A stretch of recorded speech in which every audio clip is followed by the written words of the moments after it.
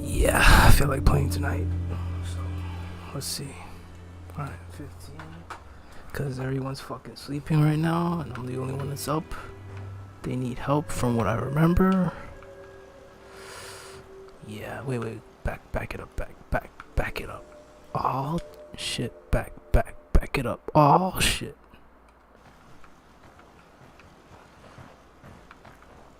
Alright, but you need help?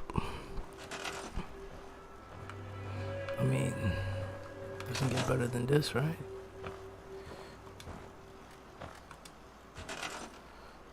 What the fuck? You don't need that shit, bro.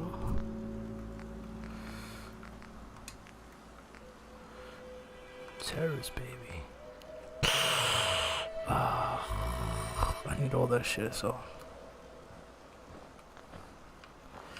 Yeah, I need to come back. I can't do it now, obviously.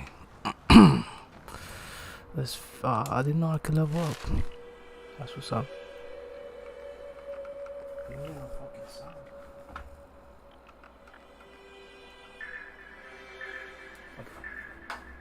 Now here, what I was gonna level up. So that, but gun nut. Yeah, 25, and then yeah, I should just do it one. What about the armor? I mean, this is more important, to be honest. Let's just do it. Good. Then this. Yeah, this. And then that.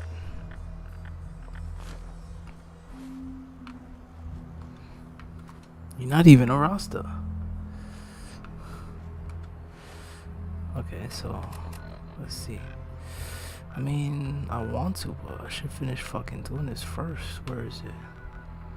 No, where was I at the last time I played? Yeah, I was here. Let's finish doing this.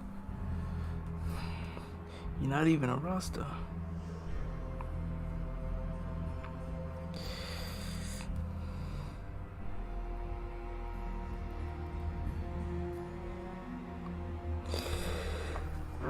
Fuck. Ah, fuck that.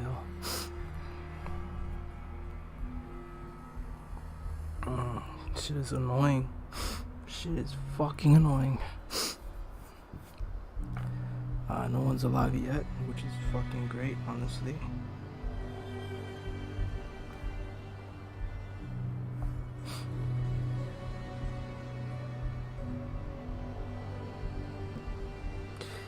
Alright, let's see. Let's start collecting the shit, cause I feel bad I killed his son, but that's life. I don't have enough fucking spell check. I'll fucking do it the right way. So, let's do this shit.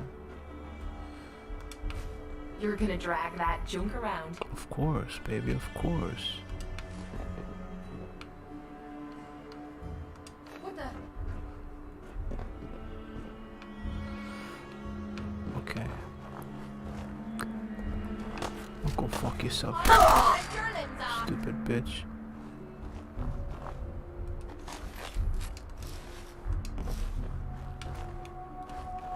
You're not even a Rasta. Nah, she doesn't like it when I eat the fucking corpses, so let's leave it at that.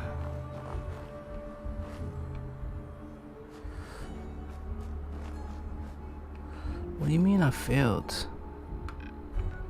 What do you mean I failed? I can't fucking fail? How? Alright, let's go back. I didn't know I could fucking fail.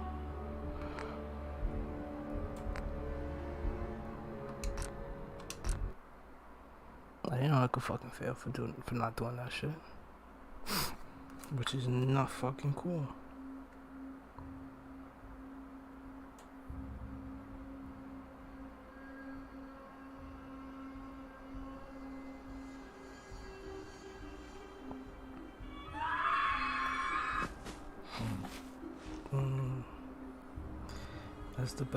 That's the best way. Oh, nah, you don't want to say nothing. Amazing. Fucking coward.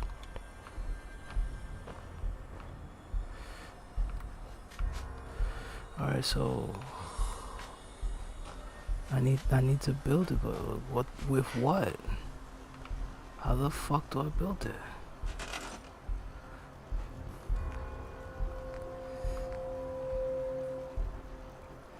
I mean, I don't have fucking anything. Gonna be a good fight!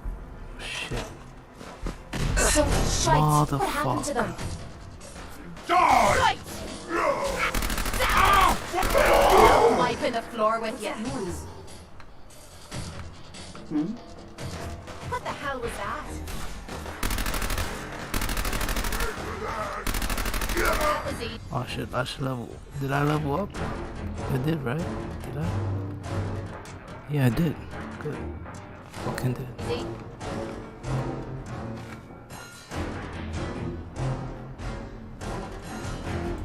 I can't believe it.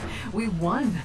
Yeah, we couldn't have done it without your help. The Minutemen came through for us, and we won't forget it.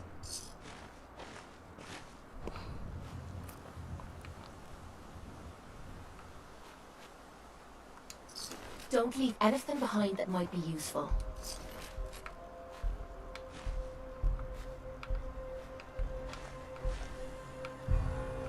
That's it, right? There was another one. Somewhere around here. Oh, there he goes. You're not even a roster.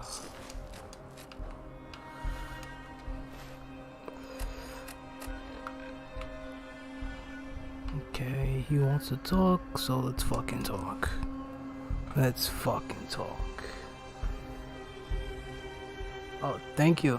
Thank you for following, to be honest. I appreciate that. Rob CD is pretty cool. I respect him.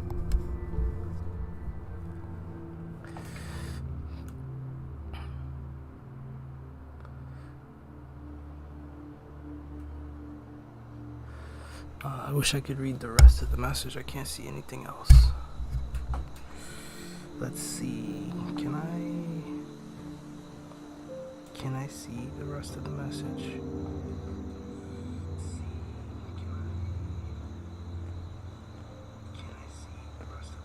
What do you need, General? Yeah, I like Fallout. What do you need, General?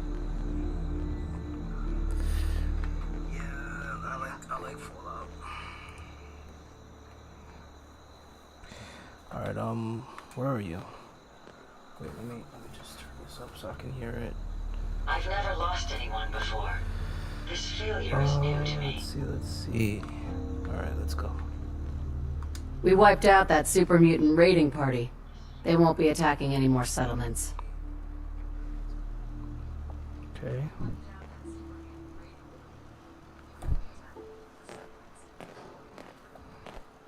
Can we talk? Good to hear. One step at a time. We'll make the Commonwealth safe for people who just want to live in peace. Well, that's it? My man. My systems are continuing to function at peak efficiency. Let's get rid of this shit I have before I forget. No, I don't have junk. No, I don't have nothing. Let's see. Jackson What are you building? was well built for travel. His modifications will be adequate for quite What's up? What am I doing? I need to up my shit.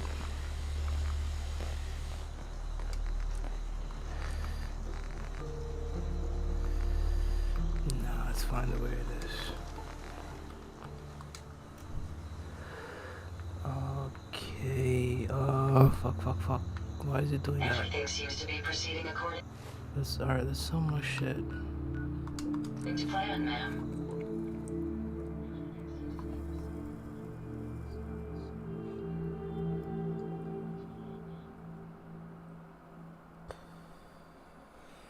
Thank you guys for viewing. Thank you. I appreciate this. I'm pretty boring though. Rob CD's more exciting than I am. Huh?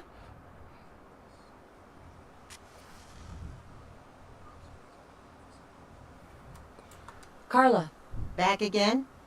Time to do business? Sure. Let's take a look. Yeah, keep your shirt on. Let's see. I don't need that. 1, 2, 3, 4, 5, 6, 7, 8, 9. Where the fuck did I get all this shit? I don't remember.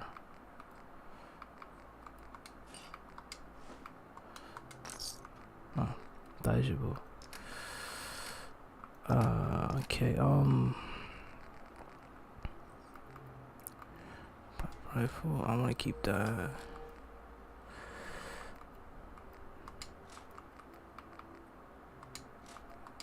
I don't need that shit. I don't fucking use them. Yeah, well, that's not bad.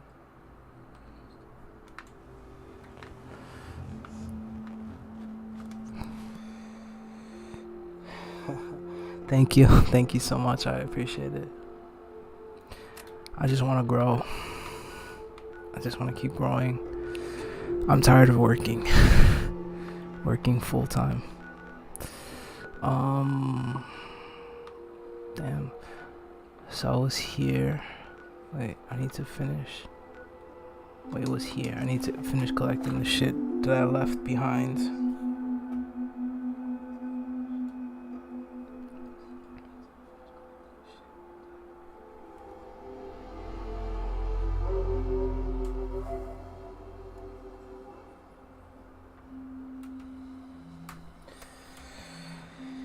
Ooh, giggity goo.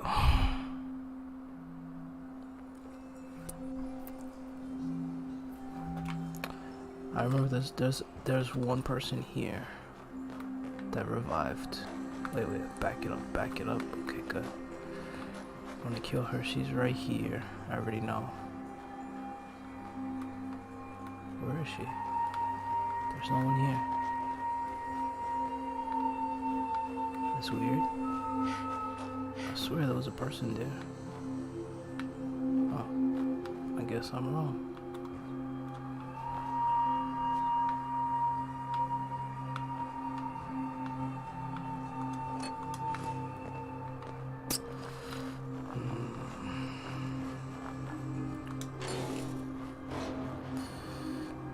That's weird. There was a person here. I hate when that happens.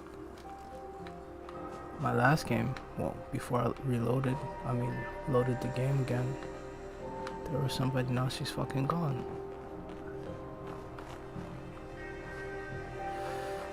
That's life, right? Nothing. Give me that.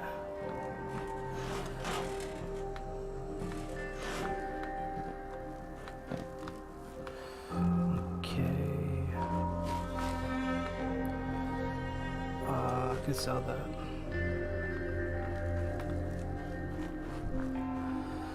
Oh, fuck. Yes.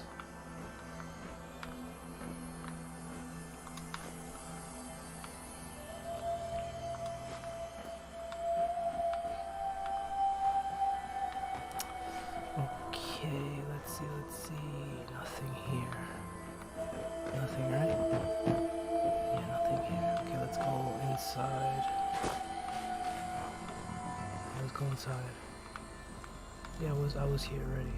No, it's the other side. Yeah. Yeah, nothing. Maybe here? I don't remember. Yeah, I did check it. I did.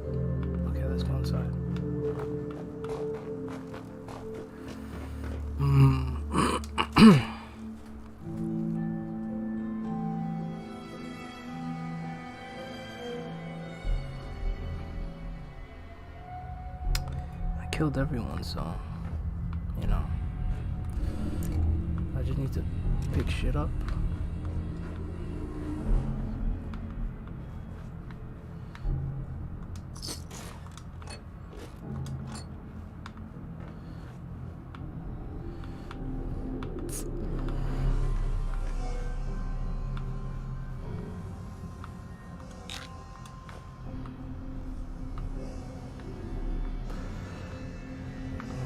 Bucket. Yeah, that's it, right? Okay. Fuck, I can't.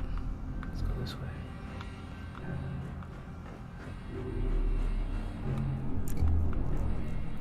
Drugs.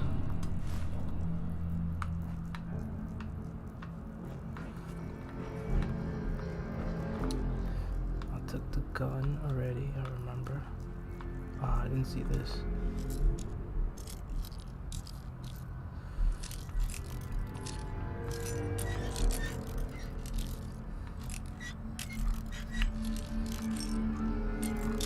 Fuck.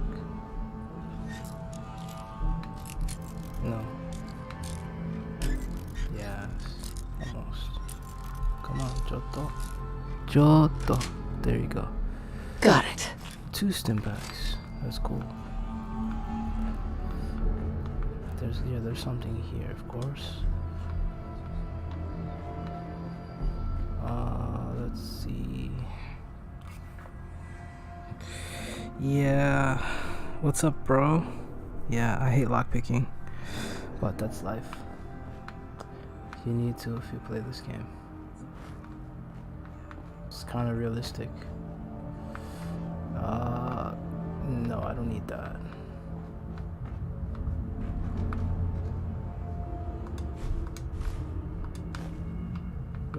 Wait, pack of cigarettes? No, I don't care. Ah, I didn't see this.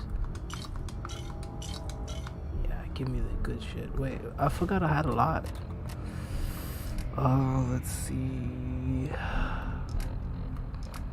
Let's drink some.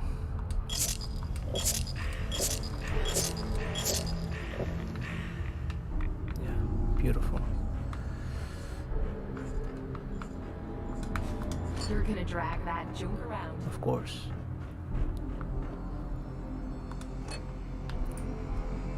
Give me that. No, yeah, perfect. We gotta go upstairs. Oh yeah. Let's see. You're not even a Rasta. This song is stuck in my head. I should do a TikTok to it. I want to. It would be funny.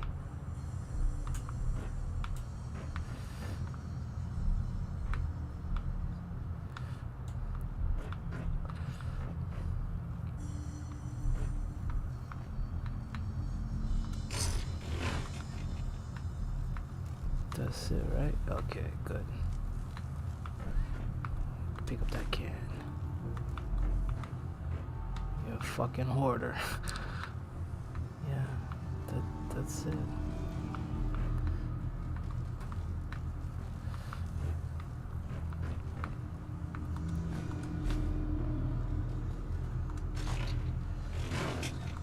I could sell that.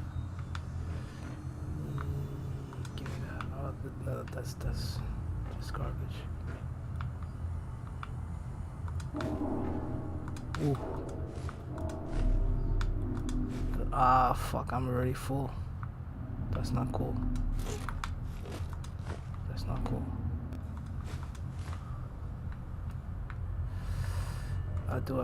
No. I should drop something though. Oil can. Give me that. Ah, where is she? No, it's not gonna do anything. Where's this fucking girl? So she can take my shit.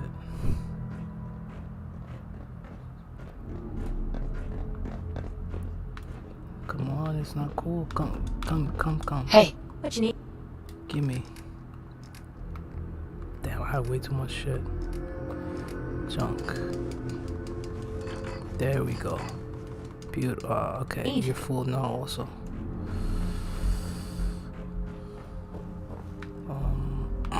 Let's see what's over here first.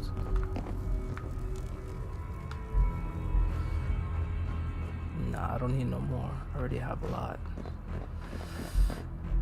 Oh, that's it, right? Okay, I was here already, so let's go on the top.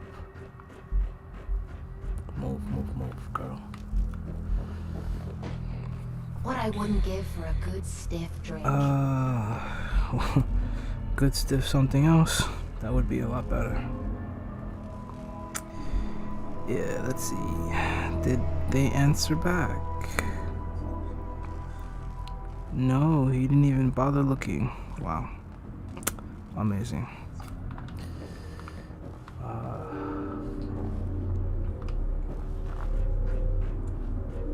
Wait, I didn't see that. I didn't see that. Can I get it? Yes. Beautiful. They're mine. I didn't even notice, honestly.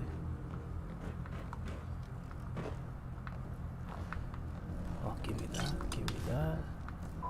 Damn. I hit the jackpot. Alright, water. That's it, right? Yeah, that's it.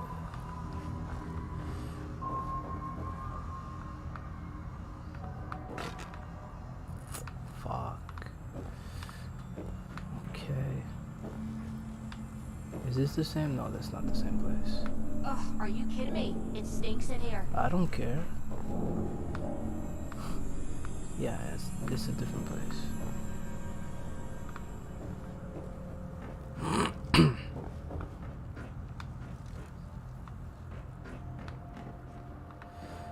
Okay, yeah, it's a different place, right? Yeah, it is. I wasn't here before.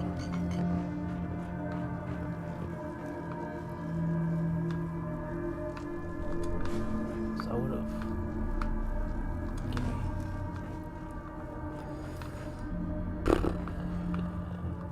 Mini nuke. I'll gladly take that.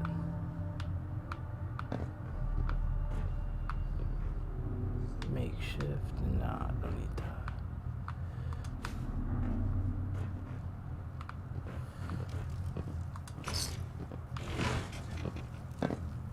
What the fuck, woman?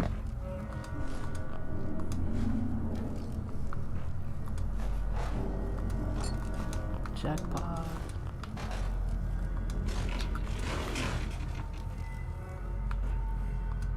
You trying to lug the whole Commonwealth I got with no you or more something? space. I need to come back because I don't have no more fucking space. Let's put it back.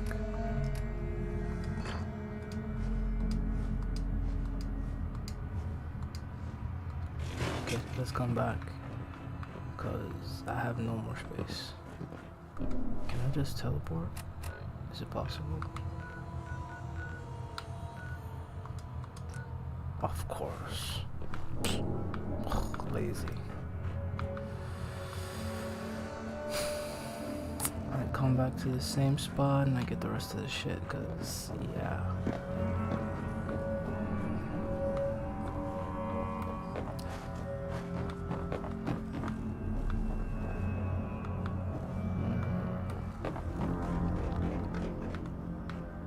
How the fuck do I get out? Okay, I'm on the right way now. This way. Let's go. Yeah, I'm sorry you guys are watching when I'm doing boring shit, but I need to fucking do it. Unfortunately.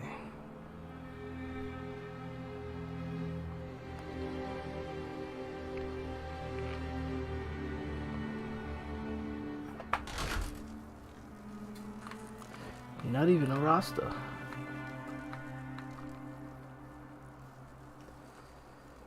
Yeah, I mean, I still appreciate you guys watching. Thank you. But you know, this is The Walking Dead without the action. You know,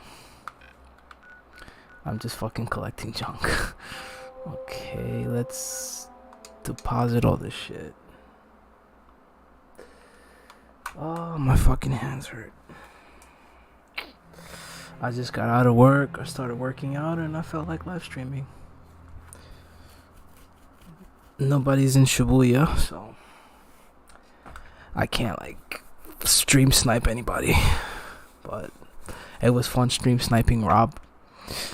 I did it to Sora, the troll. I did it to Rob. I did it to... Who else did I do it to? Oh, my batteries are dead. Oh, Jesus Christ. Hold on.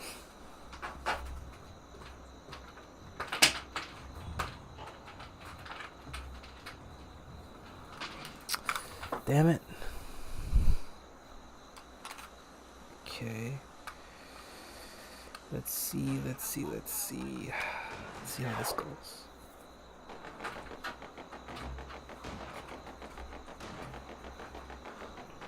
Is that better? Does it work? Wait, it's not working. Why is it not charging? Yeah, the battery's why doesn't it? That's fucking weird. There's no fucking light. It says... Yeah, it's not working for some strange reason.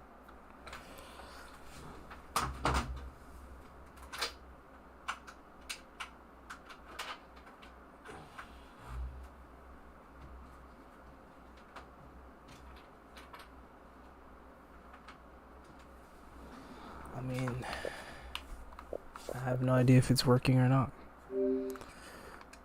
It's connected. Oh yeah, it's charging. Who's fucking shooting? Oh, go fuck yourself, guys. Feel that? It's all fear! Look! What the fuck? Seriously, bro. What the hell's going on? Wait, there's more. There's more. Time to end this. I mean, what were you guys thinking? Seriously. Just fucking walk in here and just start trying to kill people? I got turrets everywhere. Alright, let me get rid of the junk first. That wasn't fucking smart. Seriously.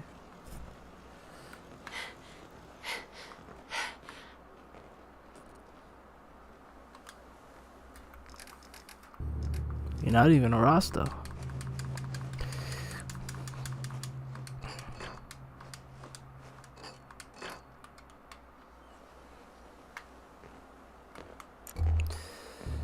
Okay, let's see.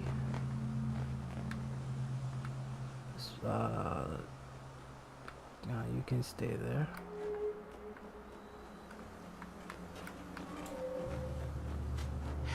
Give me all your shit.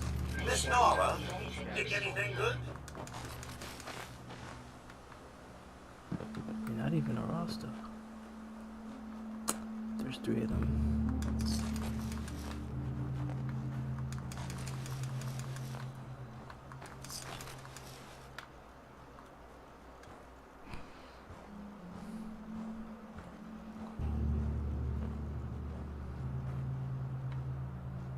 There we go.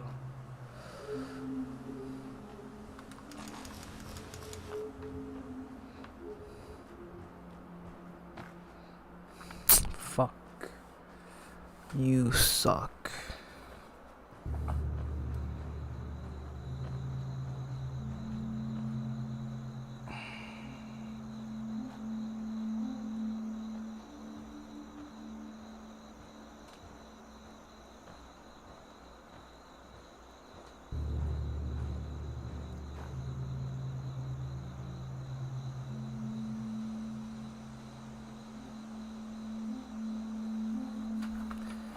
Alright.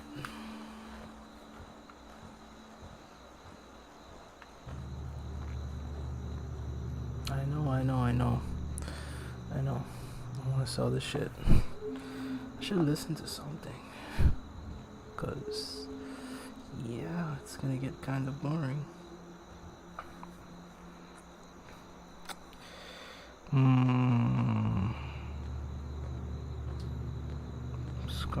Let's just do. Oh, I forgot about you. Scorpio Terrace. Scorpios, I'm Christy. You're watching Tiny Turtle Tarot, and this is your reading for the week ahead. As always, if anything I say resonates, or you feel it will resonate in the future, because obviously it's not happened yet, please remember liking and subscribing. Let's get on with your reading. What's happening for the beautiful Scorpios this week? Queen of Cups, very nice. Hey, Carla. Queen of Hey Cups there. and the Sun. Trading? So you're in your very feminine, loving, caring. Sure. Into Let's take a look. Yeah, keep your shirt on. Very psychic, very empathetic as well. With the Sun card here, you might be feeling a lot of happiness and joy. There's good things going on, but with the Queen of Cups, I feel like you're going to be very calm and collected about not expressing it. So you could be around people that aren't having as much of a happy time in their lives as you are this week. So you're going to try and temper your very happy, excited feelings and not show them too much. I feel there's something where it just seems like she's holding in a lot of her happiness, so as not to It's true. rub it in anyone else's face. I feel. Oh, that was crazy. Two of Pentacles, King of Pentacles, sorry, and the Lovers. So there's also a feeling here of you having a lot of happiness when it comes to love coming in. Two of Pentacles and the King of Pentacles, you could have two different options, and one of them is very much somebody very materialistic, kind of icky. I'm feeling. I don't know why I'm getting that. This is like an option that you don't really want. Who's the other option? King of Swords. That was good. It was actually a character. King of Pentacles and the King of Swords. So there's someone here very intelligent, very smart, very witty. And the other one is just very materialistic and kind of plain. This person, I don't like them. There's more to them, but the person they show the world and the person they show you they are isn't a very nice person. Whereas you kind of want to take people as how they show you they are and not look beneath, because why are they acting that way? Why are they showing up in the world that way, right? This person, I like this person. This person's very smart. They kind of know, I don't know, there's a feeling that this person knows how to handle you, which is a weird thing to say, I know, but there's a feeling like this could be someone you've known for a long time, or it could just be someone that you feel like you've known a long time, and if you've not met them yet this week, you could very well meet this person. It's going to seem like they kind of just understand you, and you understand them. Six of Pentacles, Nine of Cups. Again, Nine of Cups. That's as good as it gets. Very emotionally content, very good energy around you this week. And with the Six of Pentacles, you're sharing it. You're sharing it with others. You're trying to make sure that you're happy and that everyone around you can feel that even a little piece of what you're experiencing. Asshole! You got the Page of Swords, the Four of Swords, and the Two of Swords. You're also healing any overthinking this week. Two of Swords is very much overthinking energy. With the Four of Swords and the Page of Swords, you're healing this. You're healing. You could have been feeling a little bit just not yourself with the Page of Swords. You feel a little bit lackluster. Is the word coming through. With the Four of Swords, you're just mending. You could be having a nap this week, but this nap is going to be very, very healing for you. It's just a feeling of sitting down. Could even just be meditating for 5 minutes each day. It's really going to do you a lot of good and calm your mind and change your perspective on a lot of things. Which sounds silly, but 5 minutes a day can really do that. Two of Wands. Hey, Carla. So, You again. Two of Wands. Here to trade? Choice again. So you already Sure. have Two of Pentacles, Let's right? take a look. Always happy when Now you you say really have a choice between two. By the end of the week, you're going to have to make a decision, and it could be about choosing the past or choosing new love. So this is really well worked out. Six of Cups is someone returning from the past or taking someone back from the past. Ace of Cups is all about new love. So when it comes to love, Scorpio, there's a feeling of you kind of, I feel like you're going to go for the new for a lot of you. It's going to be different for everyone slightly, but most of you are going for the new because you're a Scorpio. You're rising from the ashes. You want the new chapter. You want the new, you want the phoenix, right? I just feel like there is something there's a reason it keeps coming back around, and whatever that reason is, it's a cycle that's repeated and repeated and repeated, and the way to break the cycle is to stop accepting it. Hey. What's yours is mine. Right, Right, darling?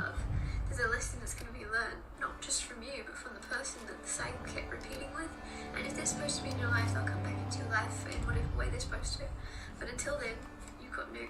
And this could be about a friendship, this could be about anything. If you're in a committed relationship already, obviously this isn't going to resonate. But with a lot of you, this is about someone you're deciding between past and new.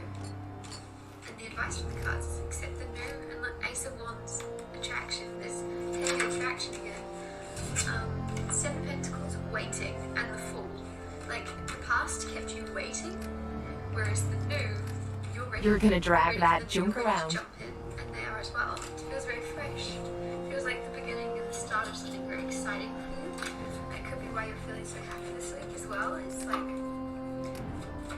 know something new is coming, and you know there's good things on their way.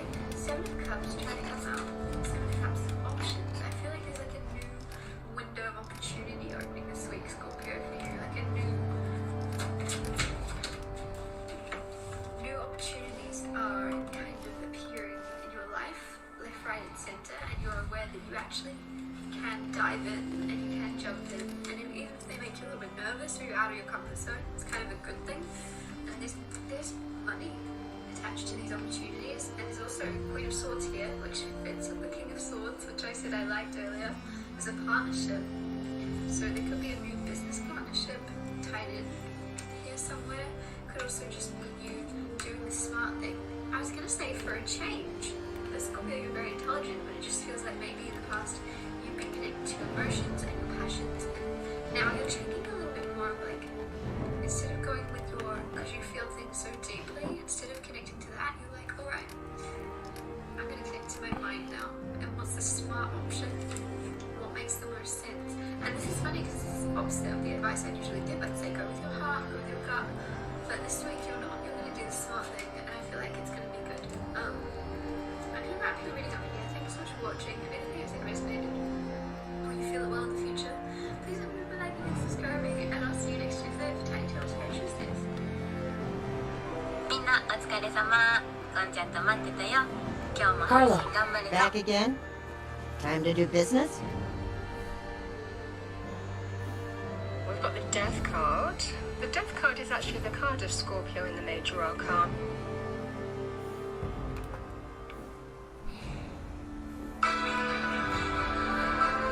It's too loud. Sure. Let's take a look. You break it, you buy it.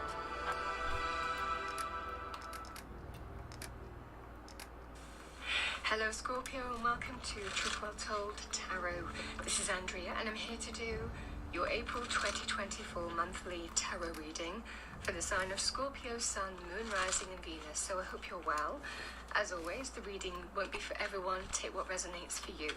So let's see what we have for Scorpio. Please, angel, spirits, guides. Welcome Scorpio. What we're going to do is we're going to pull an overarching energy, look at some general This failure energies is for you, new to me. and then look specifically at love, romance, relationships, money, career, finances, and any other thread that comes out. So we have the Four of Cups as your overarching energy.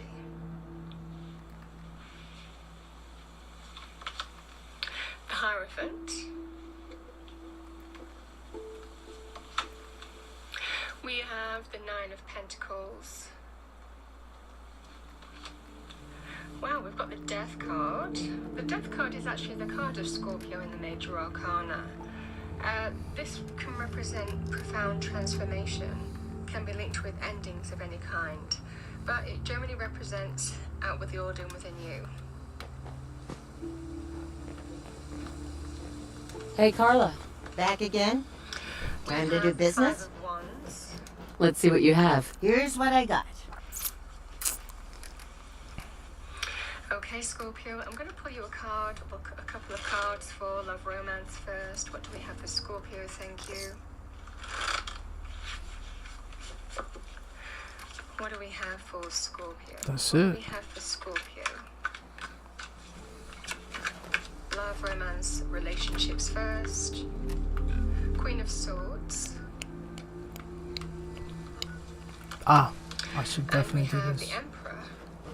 Now I have the chance. What are you building? Let's see what we have for Scorpio in money career. Eight of Wands. Wow, yeah, I was feeling this energy, the Justice card.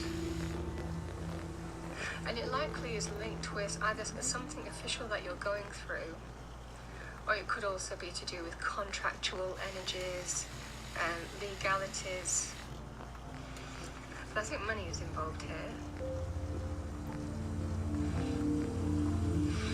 Let's see what we have for you. I'm going to pull,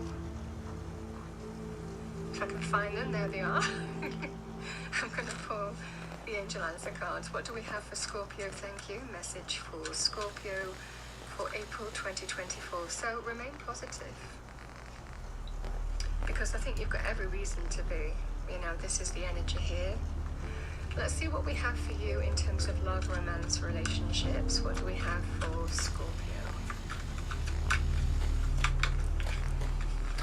We have separation, time apart from your partner is on the horizon. Now, when we talk about separation, it can be where there's some kind of division that you're going through. We have an ending here. Again, the Death card can be linked with endings. Now, that can be about the relationship itself or in another area of life. An ending to do with a job, a business, a contract, can be relationships, can represent loss in terms of family and inheritance, or, you know, a loss of your own business. So there is something to do here with, there is some kind of separation. Now, separation in terms of relationships can mean physically distance apart. So there could well be some kind of reason why you're apart at the moment. It can also be to do with emotional distance or actual separation.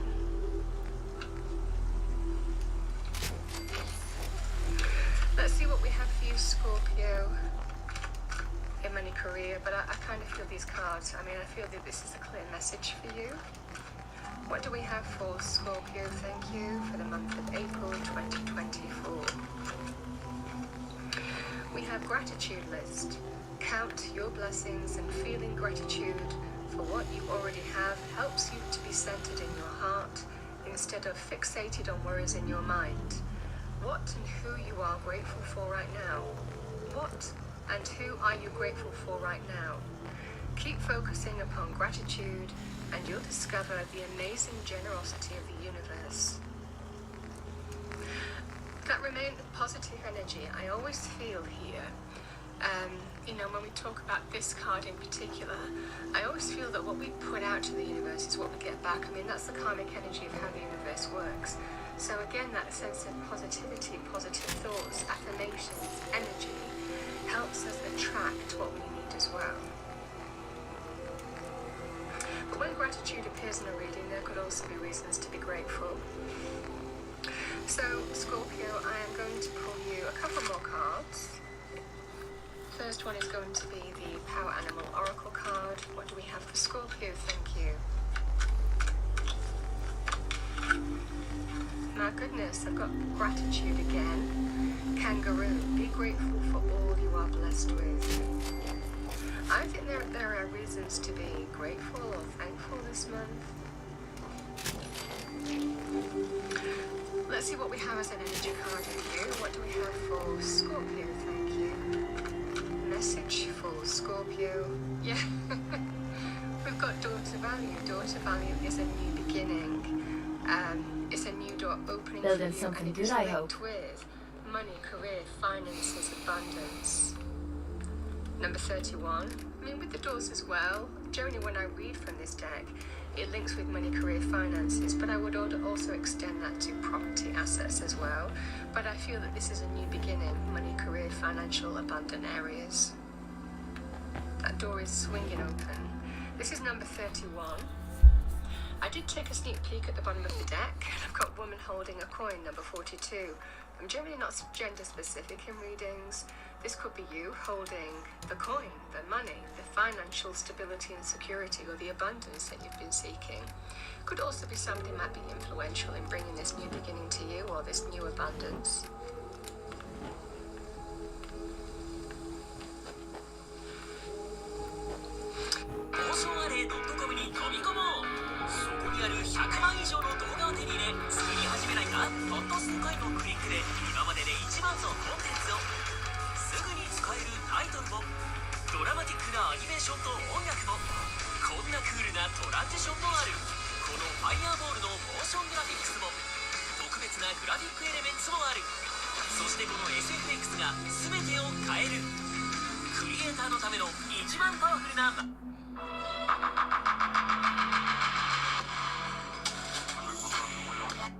Okay, Scorpio. So, something is going to be offered to you here.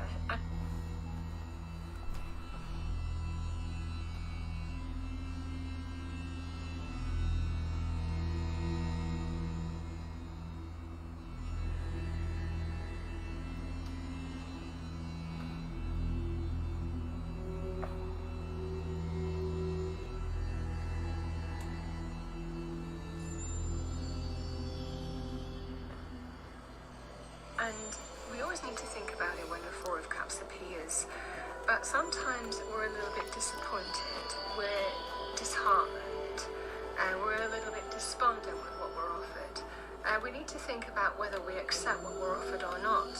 And I feel that this is some kind of experience that you're going through at the moment, because I think that you're very clear in terms of what you want as an outcome to this whole process here. So I feel that you're going through some kind of process where there is a conflict or battle with others or another. Can be one person, can be a group of people. It could be other people stepping in to support you and arguing against others as well. So there could be a number of people involved in this. It could be your side versus another to this whole process here. So I feel that you're going through some kind of process where there is a conflict or battle with others or another. Can be one person, can be a group of people. It could be other people stepping in to support you and arguing against others as well. So there could be a number of people involved in this. It could be your side versus another side.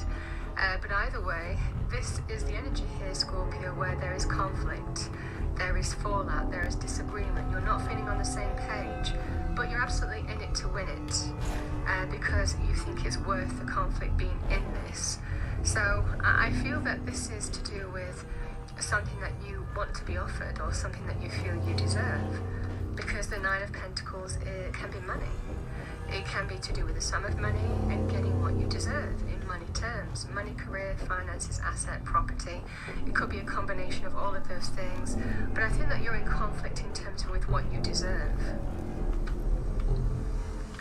And again, the value of that, the pentacles can be the practical energy of what you deserve, but it's also the value of what you deserve as well. I deserve this. I deserve to get an offer that is, you know, deserving of me, you know, what I value.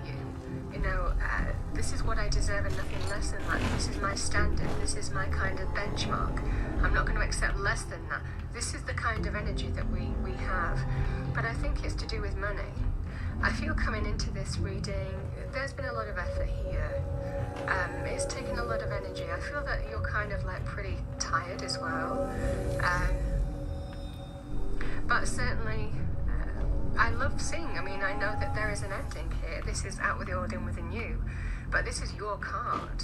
This is in your power. You're absolutely, whether you know it or not, you're absolutely in your zone, that while you're going through this deep transformational process, maybe of endings and beginnings here, this is all part of your rebirth, and you're going to come through the other side of this stronger for it.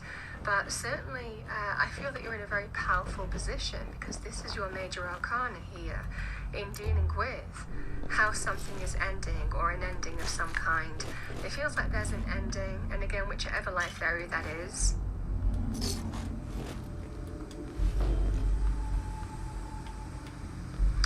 But you're being told to have faith, a higher power is at work.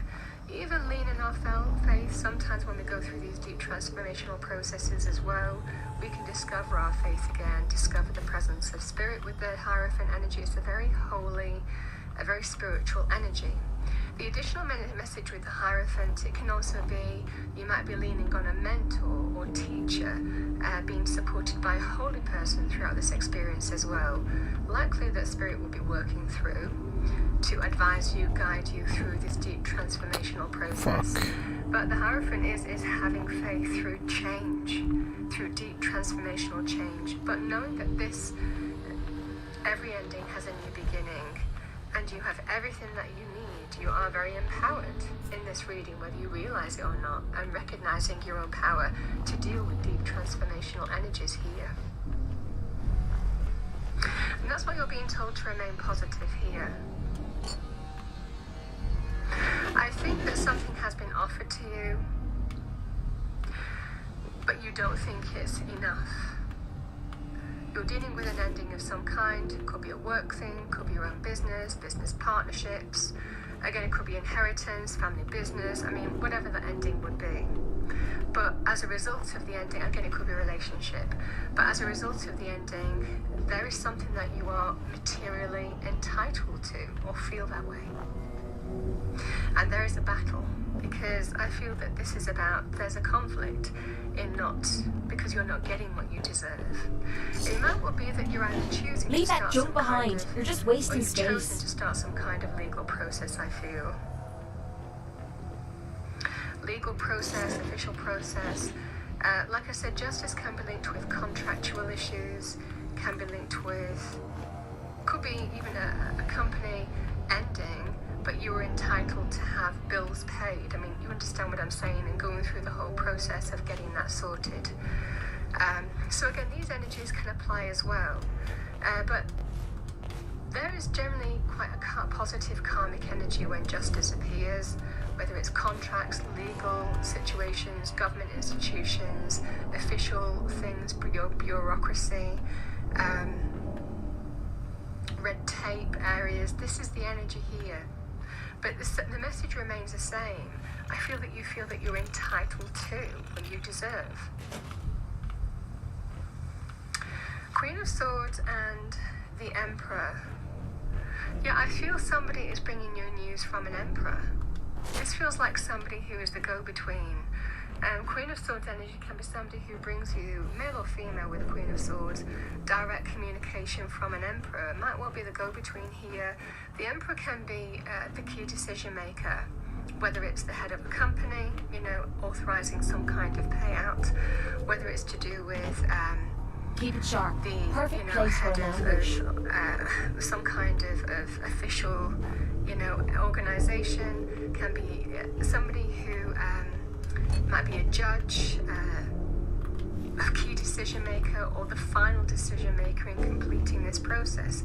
This is the energy here, but I think that this Emperor is bringing in some kind of decision here, Scorpio. And again, the Queen of Swords, I feel this is likely somebody who is communicating with you. Queen of Swords is generally somebody who stands up for what's fair and right. And again, and the reason why I'm feeling that is it can be Libra energy, the Queen of Swords. We have Libra with justice. I just feel this is the energy here is if someone is bringing you news or communication here. And it's almost kind of like official. You got a can opener. So this feels like there's an independent entity. It's more official, it's ordered, it's fair, it's just, it makes the final decision. This is somebody who is sorting it out for you. But the Emperor can also represent the head of an organization or somebody who will be the key decision maker in sorting something out. Likely sorting out this conflict. So it's somebody who commands authority, whose decision is likely final. The Justice card and the Eight of Wands, Scorpio. The Eight of Wands is, the Justice is a just and fair decision that's in the light of truth, that restores balance and harmony. But this is positive news coming in. And I feel that this just feels like some kind of decision is coming in. Almost kind of like in a very positive way that brings swift change. this can be very positive in terms of things moving forward very, very quickly for you, but in a very positive way, in a more optimistic way. Conversation, I feel that this decision, conversations that you've been having, this decision is coming in, and I feel it's likely sorting things out for you because we've got that new abundant energy, the door is opening. Again, there is something about reasons to be grateful in this reading, thankful, or recognize that will be the energy here. I think that you're going through a process here where you're going to be offered something but you don't think it's enough and you're a bit despondent and disheartened. Time to trade a few things. And there's a feeling here that you deserve more and you're prepared to fight on, or you're prepared to be in conflict for longer because you feel that you want to keep on battling on to get what you deserve here. There is certainly kind of like certainly help, support given to you here, Scorpio. There's powerful karmic energy in this reading. Certainly a feeling here that some kind of person in authority is going to make a decision here that I feel is going to bring positive shifts and positive change. And there's just this energy of that door is opening, the new abundance is coming in. Just a lovely energy in terms of the imagery. So Scorpio, what I'm going to do is I'm also going to pull 3 cards for you. Can be to do with this reading, but can be additional messages that you need to hear for the month of April in different life areas. So let's see what we have for you. What do we have for Scorpio? There is a just and fair decision coming in for you that's going to sort this out. And it's going to be fair. We have these balancing energies. It's going to be fair from things being not fair here. That's why you're in conflict. It's going to solve it. It's going to sort it out for you, I feel. In a relationship, it could be a division of assets. It could be things like child alimony, getting what you deserve in that respect as well. It could be your relationship with wider family that you're divided on. And again, it could be your position versus a company, you know, in terms of getting a payout and what you deserve. But I feel that you're going through this transformational time, and this is a great energy here of, as I feel this is being sorted out for you, you can kind of wipe the slate clean and move on from it. Enjoy some kind of rebirth, you know, and move on. Out with the old, in with the new. Okay, what do we have for Scorpio? Thank you. There's your first card. We have the Golem. A close friend acts on your behalf. This is what I'm saying. I think that it feels like you, your team, your friend, people who support you, there's division and conflict with another party. We have the satire, revelry and indulgence. Yeah, I mean, satire energy can be,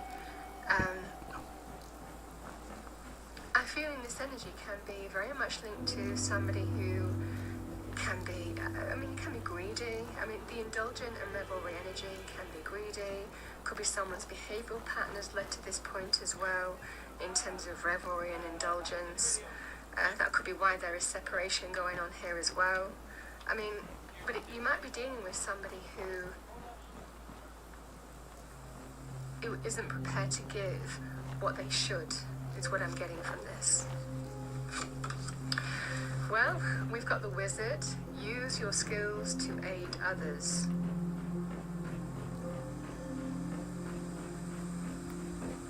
It might well be that that situation is opening up for you in April where that is required, but generally the Wizard, when it appears in a reading, it's very much like the Magician. You've got everything that you need to manifest what you want, or support others even on the journey to get what they want as well, if that's required or a situation arises in April.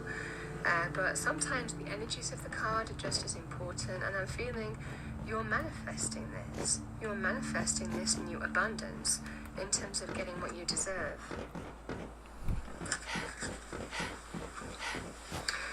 So, Scorpio, I'm going to finish off by pulling you a final message from the Angel and Ancestors Oracle deck. So, just in case I die. Message for Scorpio for April 2024, please, from the Angel and Ancestors. Knowing me, I'm gonna fucking kill myself. And Ancestors. What do we have for Scorpio?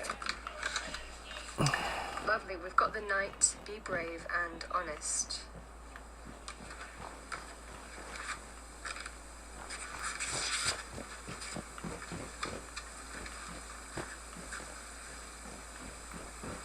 You know, it's interesting because I'm seeing those two energies very much like armory there as well. Somebody could be acting like, you know, your defender, protector, somebody who you're connecting to as well. But also we can be our own heroes. So we have Knight, be brave and honest, do the right thing, even if it isn't the easiest option. Stand for what you know to be right and true. The energy of respect is important right now. You are being encouraged to figure out what is important to you and what you stand for. If you are in a space where there's opposition, you are being guided to follow through with integrity, because even if it seems this will slow your progress, your rewards will be much more abundant. You are being surrounded by a light of bravery to help you. This card also brings justice. If you are longing for justice, please know that the universal energies are working to bring everything back in order, and that you don't need to force anything through with your will. If you have made any mistakes recently, it's important to take ownership of them so that you can align yourself with improving this situation. If you are feeling the need to defend your spiritual path at this time, back down and let it protect you. Interesting. Scorpio, lots of energies to do with justice here. So that's what I have for you for the month of April 2024. I hope you enjoyed your reading. If you did,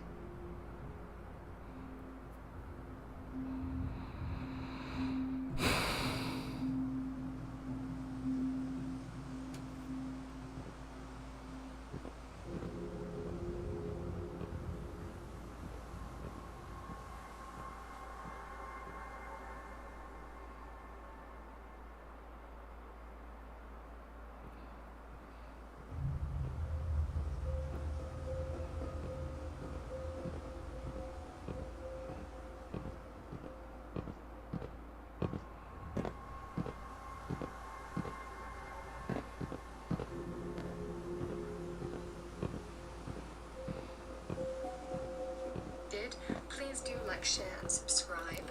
I wish you a wonderful month. I will see you next time. We'd move faster if you kept your eyes on the road and off me arse. That was fast.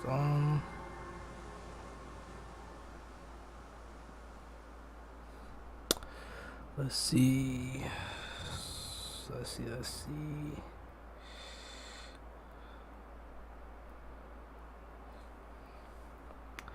Give me a moment. I'm not sure which tarot reading I should look into. Okay, let's see.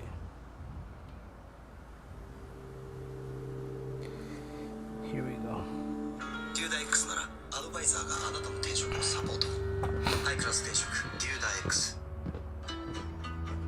Might as well.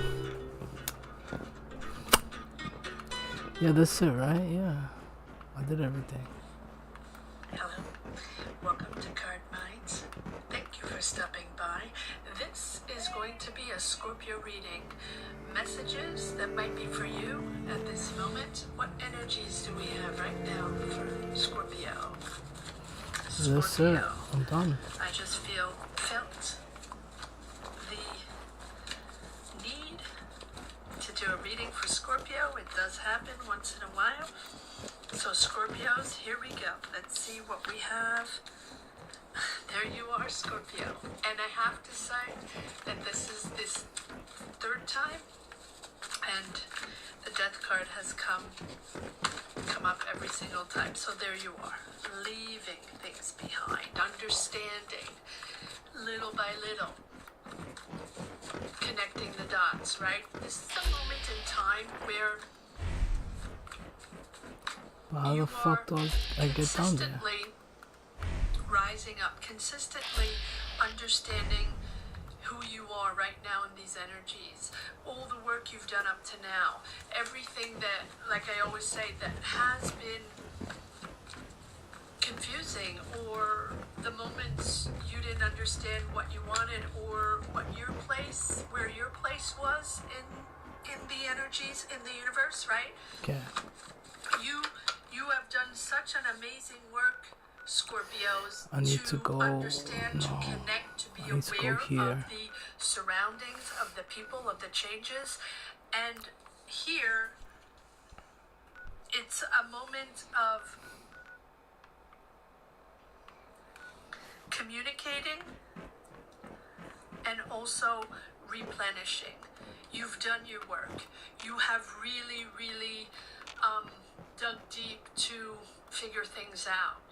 And whether it's job, life, energies, thorough understanding of who you are and where your place is right now in your life path. What purpose do you have? And how your work on yourself has brought you to this stage in your life. Your conscious awareness, your understanding, your rebirth that has happened the past years. And as you maneuver, as you continue to evolve, as you continue to understand yourself better and to find clarity and a little appeasement, a little serenity, right? It's almost like hugging, right? The universe hugging you, or you hugging yourself, right? Saying everything's going to be okay. And because of everything I've chose in the past few years, of every shifts and turns and the change of jobs and the change of understandings and lifestyles and connections and maybe partnerships, right? You are now in a position to love yourself. And because you love yourself, not that you never loved yourself before, right? You understand what I'm saying, Scorpios. It's a moment where you're in balance. You're in synchronicity of who you are, this new sense of self, this new person you are. And you're much more comfortable communicating, making decisions, understanding, whether it be life, work, love, all around. You're much more comfortable with yourself because you've learned to accept yourself for who you are. And so here, with the Death card and the Four of Swords, it's taking a rest to replenish, because you also know that these energies moving forward, right, are going to be ever changing. Damn, warmongering This is humans. just the beginning. And so it's important to rest, to meditate, and I think that this recuperation, you've understood that you need it. Maybe before you were just go, right? It doesn't matter, gotta work, gotta get the job done. Engaging at minimal distance. We're taking casualties. Relationship for the Motherfucker! I'm not just gonna, I don't, straightforward, right? Not looking left, not looking right, just straightforward. And I think you have understood that you have to take care of yourself mentally, emotionally, physically, and that has really brought you to a whole new space. Being able to meditate, to contemplate, to relax, to recuperate, right? To move forward. And that's giving you also a beautiful strength to communicate with others and no longer be in that hermit mode, right? Or like, I need to replenish, so I'm not going to see anybody. I don't need to talk to anybody or anybody interested in connecting with Scorpio. I don't want to. No, you're out of that, and I like that. But what a transformation and what a metamorphosis, right, Scorpio? And comment down below what your journey has been, and if you don't want to share your journey on these platforms or on this platform, which I completely understand, not everybody wants to share their life on these platforms, just put a heart down below if you connect with these energies, because I feel like you have done such an amazing job here, and yet still transforming, and still, but I think that now you're in a phase where you've ascended, and you're going to continue to ascend, continue to understand even better and connect even better and be such an important part of this huge transformation that the world is going through. And so it's almost like you have the eternal death card, right? The eternal transformation, and that is who you are. Yes, 10 of Swords. You're done with that complete cycle, done with the hermit mode. There you go. Done. Now, since Scorpio is an eternal,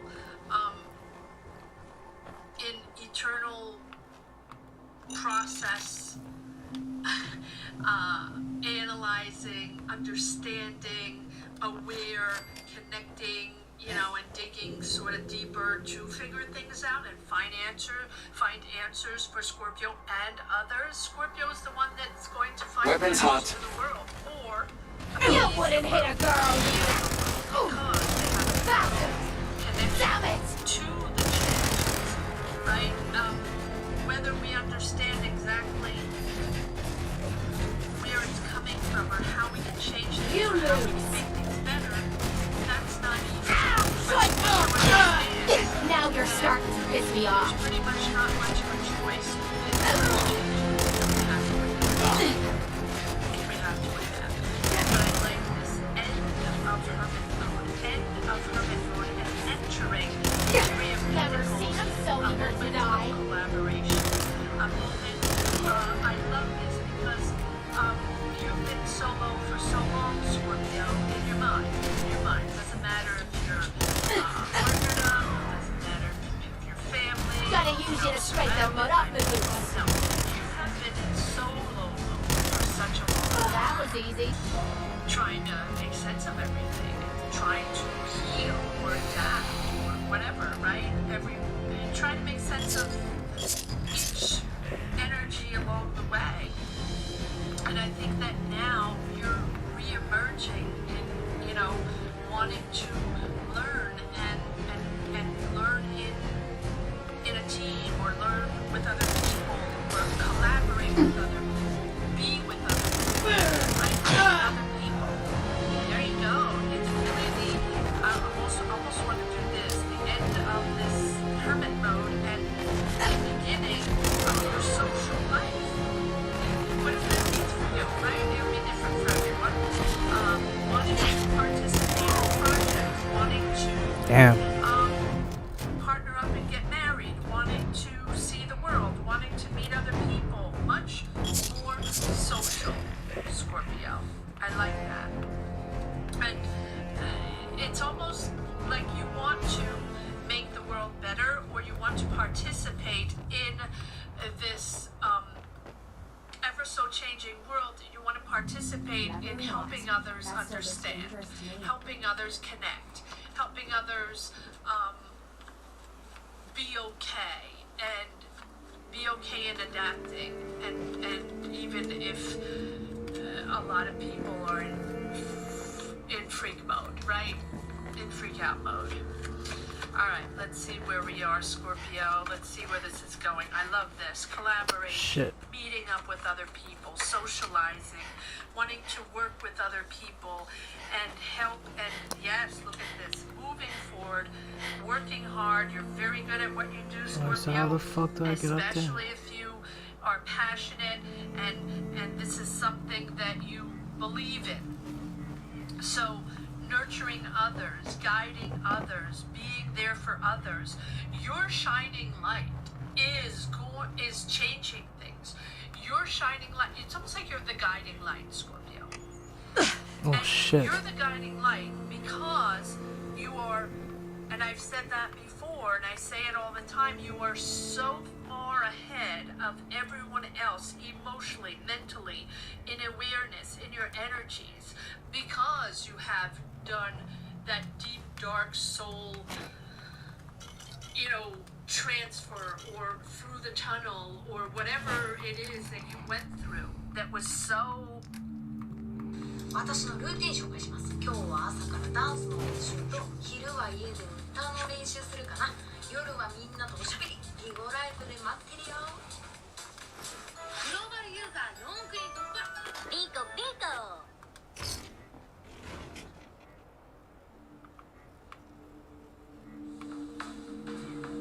Hi, I'm Matt, a flight steward with Singapore Airlines, and today I'm taking you beyond the cabin. Welcome to Singapore, where adventure follows you wherever you go. You've probably heard of our lush greenery and architectural marvels. Difficult. And you've done it before everybody else. So this awareness, or this ability to be now in a rising mode, in an energy mode where you're positive and you want to connect with people, you're coming outside to play, you want to meet people, you want to be on a cool project, or you want to help others, and you want to discuss this. And that's another thing, I don't know if I've ever touched on that. I feel like, no, I probably did, yes. You are one of the signs, Scorpio, that has to find anything good on him. Has to talk, has to analyze. And I always say, Scorpio says 1% of actually what they feel, what they think, what's going on inside, because Scorpio has a very intense inside world. But you're necessary, Scorpio, right now.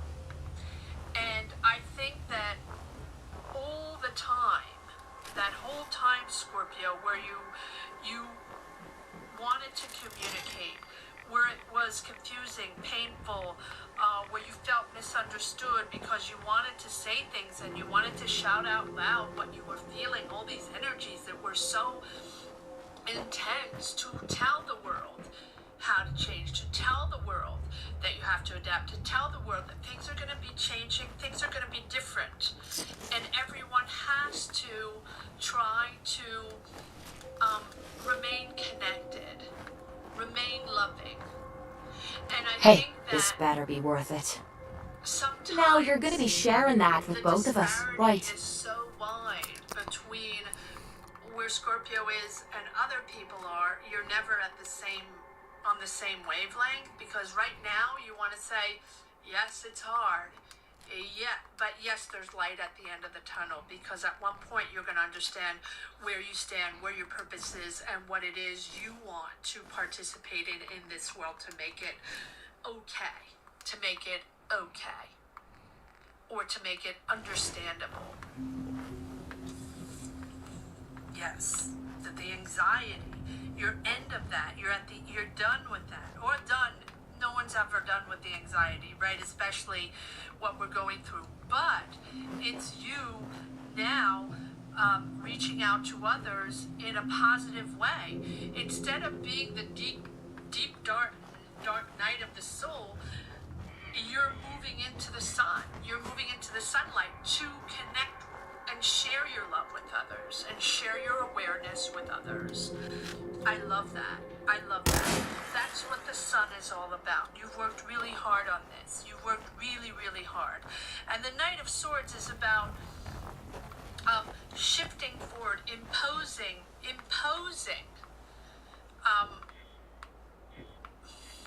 So how the Not fuck do I imposing fix your that? energies, but sort of waking people up in a way, in a kinder way. And I feel like Scorpio sometimes is a little rough around the edges. Like they'll say it like it is, or they'll, bring that truth out, or bring that answer out, or bring that story out that no one really wants to deal with. It's sort of yucky, you know. There we You're- go, you're right there. imposing, but you're imposing in a very kind and warm way, and that is pushing you in a beautiful, beautiful new direction, right? Getting out of this Nine of Swords, Ten of Swords.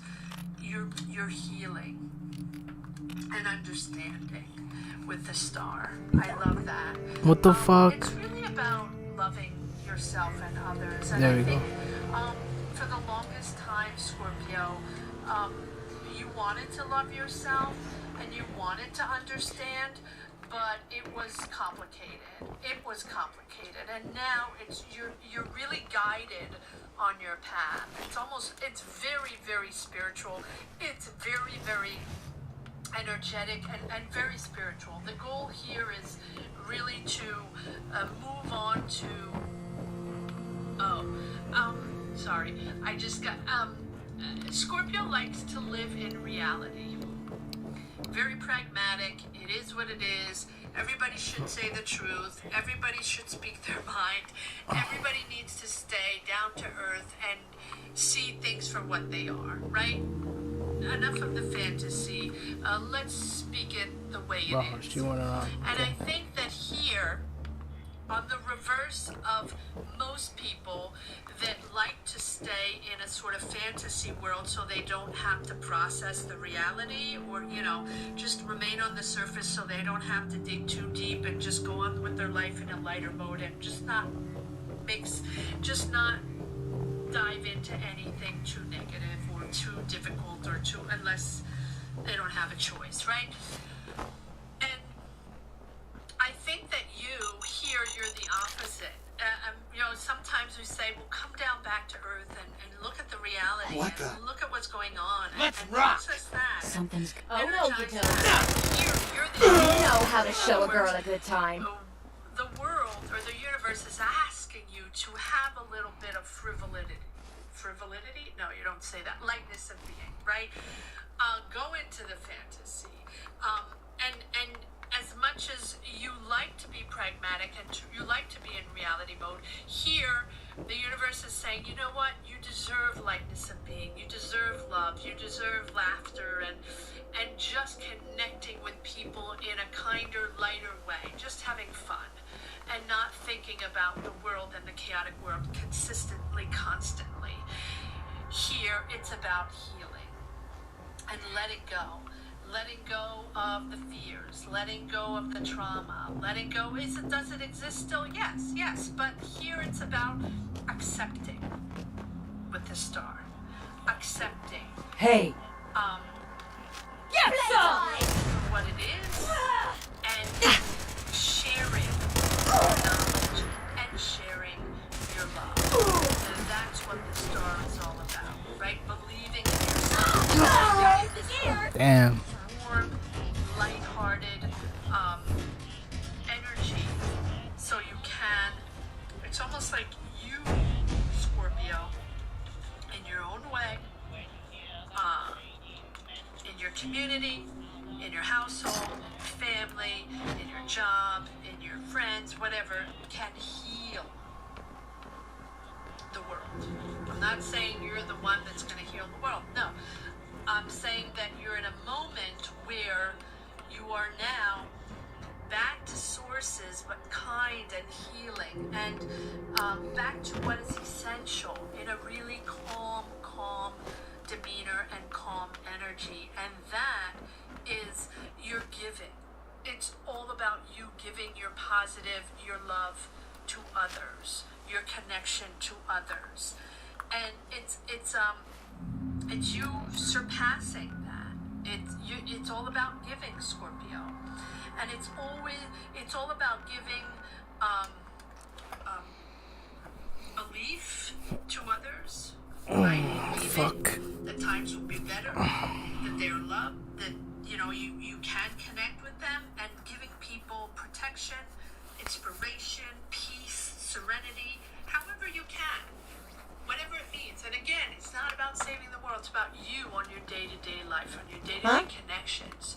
Hey, Carla. Back again?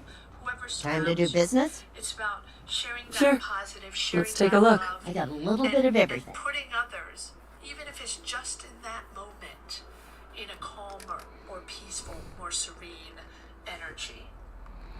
You want to Fuck. protect others. I forgot. And protect yourself and Hey. move into something which must, you know, with more harmony and the people surrounding you, really protecting. You're in protective mode, but that's also protecting you, and so you can move on to a much more smoother path. And the Page of Pentacles, money. Money coming in, Scorpio. Money coming in. But here with the Page of Pentacles, it's about the renew. The fresh, new. Hey, Carla. Hey there. energies, the Trading? fresh, Let's see what you have. I got a little bit of everything. connections, but also the desire to work with new people, right? More ambitious, more focused. I feel like in the past few years, you've done whatever you had to do, did the job, did whatever, but you were really at strict minimum because you remained in that closed off hermit mode. And here, you're becoming much more, not only grounded, but more consistent, more dependable, more studious. You can take on more, Scorpio. You're back out there and you can take on more. And that, you're rewarded for that. You're rewarded for everything you've done up to now, right? That determination and that ability to dedicate yourself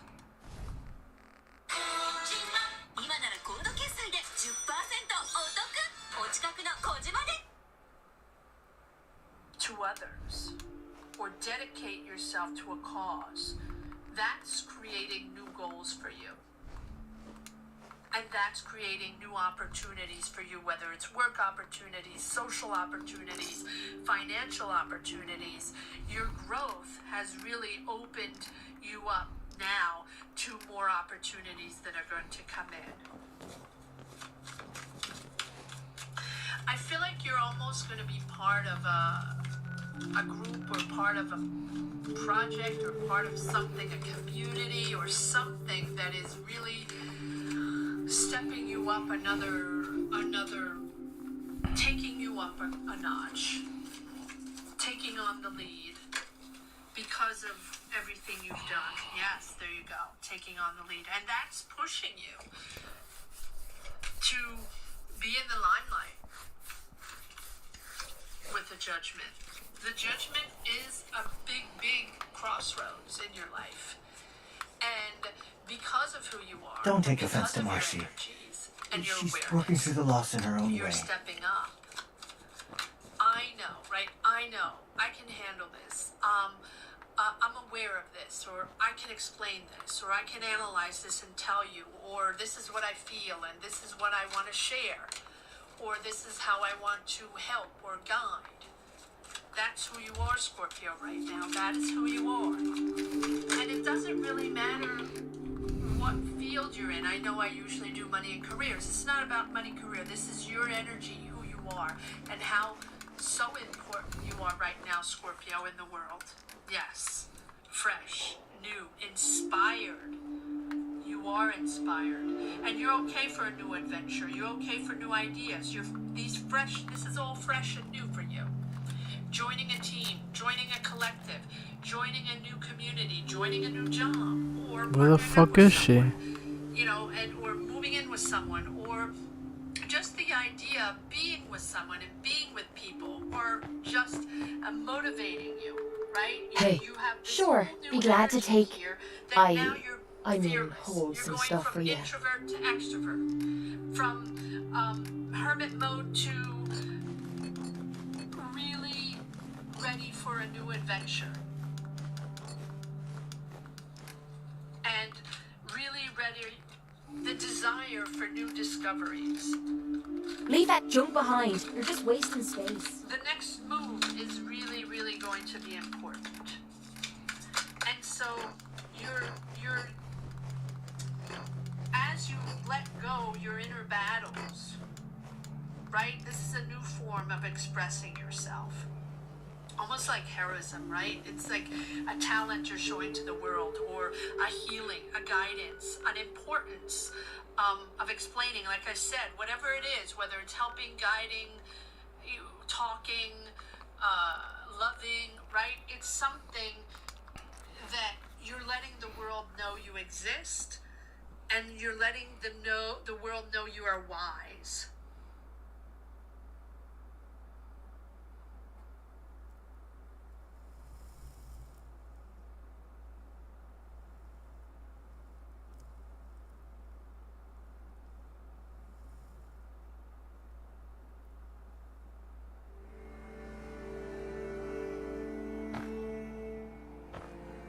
Sure, let's stand here in the open and wait to get shot. She's fucking funny.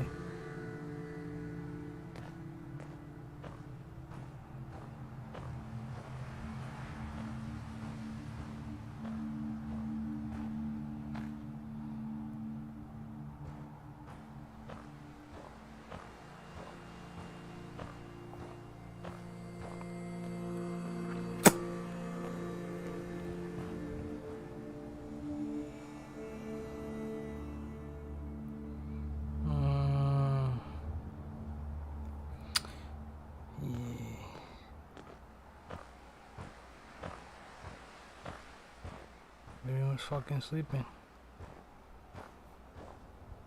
That's the sad part. Yeah. I mean, he went fucking hard. I'm not surprised he's not playing or streaming.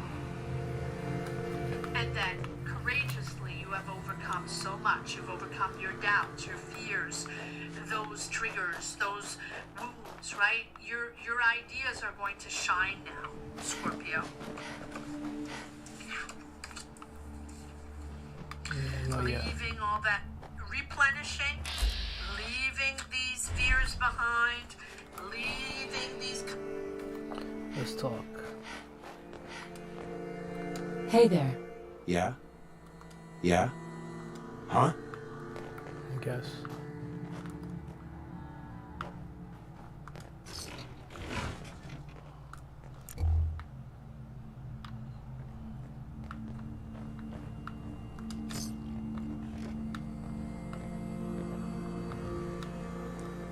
Okay.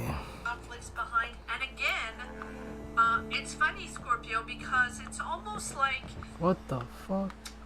when you meet someone now, or you have a conversation, whether it's in your job, in your life, whatever, right? It'll be different for everyone.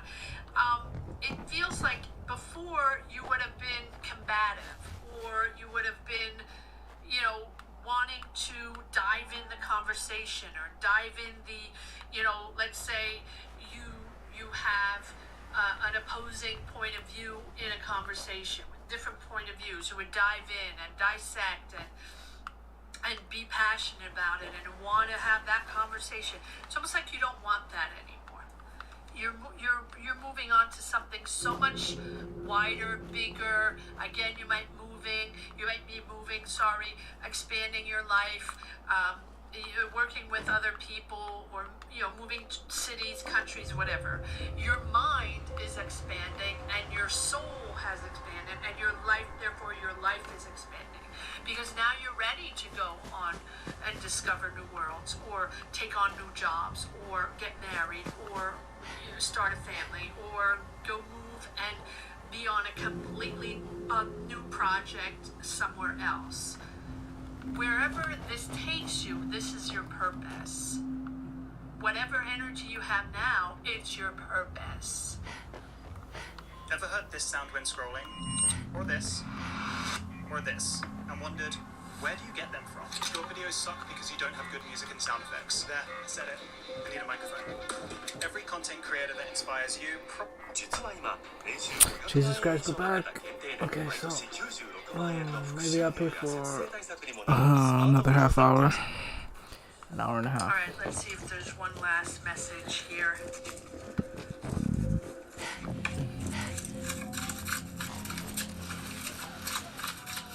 This is really yeah, this is your purpose, Scorpios. So let me know down below where you stand on your journey, or if you connect with this, or if this is something you're feeling. Let me know. Let me know, Scorpio. Also, Heads up. Need something? I didn't mention in the beginning, but maybe I'll put a magic Heads word up. at the end of What this you need? reading.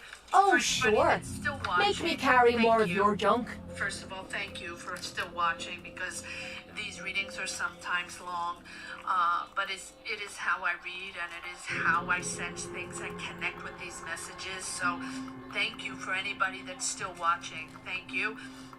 And for you, I'll probably put a magic word at the end if you're interested in putting your name in the hat for a free reading. You know, as we get towards the end of the month of March, I will be revealing 2 names for 2 free readings on the last live. So if you're still sticking around here, I'll give the magic word in a moment. There you go, Wheel of Fortune and the High Priestess. I was waiting for this High Priestess, this awareness, this intuition, this That's her. Scorpio is revealed. Scorpio is out there. Scorpio is important. These are moments where you're revealing all that needs to be revealed with the High Priestess.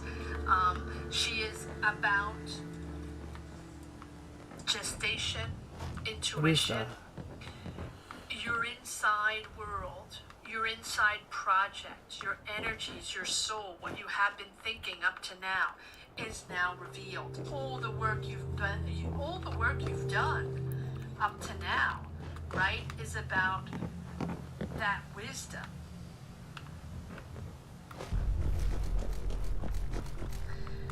The wisdom to show the world that kindness, taking the time for reflection, taking the time to nurture yourself, nurture others. She is understanding. That's it, right? Yeah, that's it. Let's get the fuck I feel out of like here. you're developing projects, or you're developing a partnership here, partnership in love, partnership in energies. The people, be aware, people you connect with today, or connect with recently, or from now on, these are going to be important people. These are people that might remain in your life for a while, because you have a whole new level of communication and opening up to others that you haven't done in a long time, Scorpio. Revealing yourself, but also the desire to open yourself up again. And this is a whole new dynamic. Financially, emotionally, you might even be starting a project yourself, or starting a community, or starting a community of awareness, of self-help, or guidance, or maybe this is something you're aiming for, Scorpio, to help others in a way, to connect. Because the moon and the High Priestess is all about revealing a side that hasn't been revealed for a while, secrets or secret plans, or things that have been in your mind, that project in the bottom of the drawer, or those messages you've had wanted to communicate, or those people you wanted to meet, or that person you wanted to meet or connect with, or that person you want to talk to and start a life with, or start a family with, right? This is all coming in with the Wheel of Fortune and moving forward. It's a movement forward, and it's really your lucky time to shine in your new life. It's your lucky time. Beautiful opportunities, beautiful energies, beautiful people you're connecting with, putting you on a smooth path to share with others. Beautiful, beautiful, beautiful reading, Scorpios. I'm happy that these messages are yet again you rising to a different energy level. Again, and awareness. So thank you. Thank you to each and everyone from the bottom of my heart for being solid on this channel, for connecting, for being here. And if you're still here at this moment, this magic word is going to be love, because I feel like you're open to love, you're open to share love, to be loved, right? Probably something you haven't been in a while. So the word here is love, if you're interested in putting your name in the hat for a free reading. And that is for people that have watched all the way to the end here. Thank you again so much for watching. Money and Careers are up for this week, as well as on the live, a peek at April 2024 Money and Career if you're interested in taking a look at that. Thank you so much for watching, Scorpios. Take care. Bye-bye.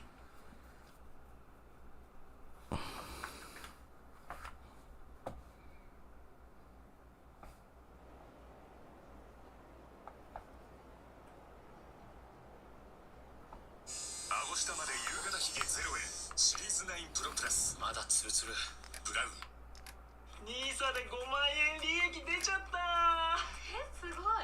私もそろそろ NISA 始めてみようかな。NISA のほったらかしでできるから始めた方がいいぞ。でも NISA だけで満足しちゃダメだぞ。他に何かあるんですか？イノシだよ。不動産投資のイノシ。やることはアプリで家賃収入が入ってくるのをチェックするだけなんだけど、将来的に月8万円の副収入が入って。I said, you heard me too, T. When you tried to boycott Majesty. I was getting on everybody's nerves like that. And they ain't closing that. All my life, been grinding all my life. Sacrifice, hustle, pay the price. Want a slice, got to roll the dice, that's why. All my life, I've been grinding all my life. All my life, been grinding all my life. Sacrifice, hustle, pay the price. Want a slice, got to roll the dice, that's why. All my life, I've been grinding all my life.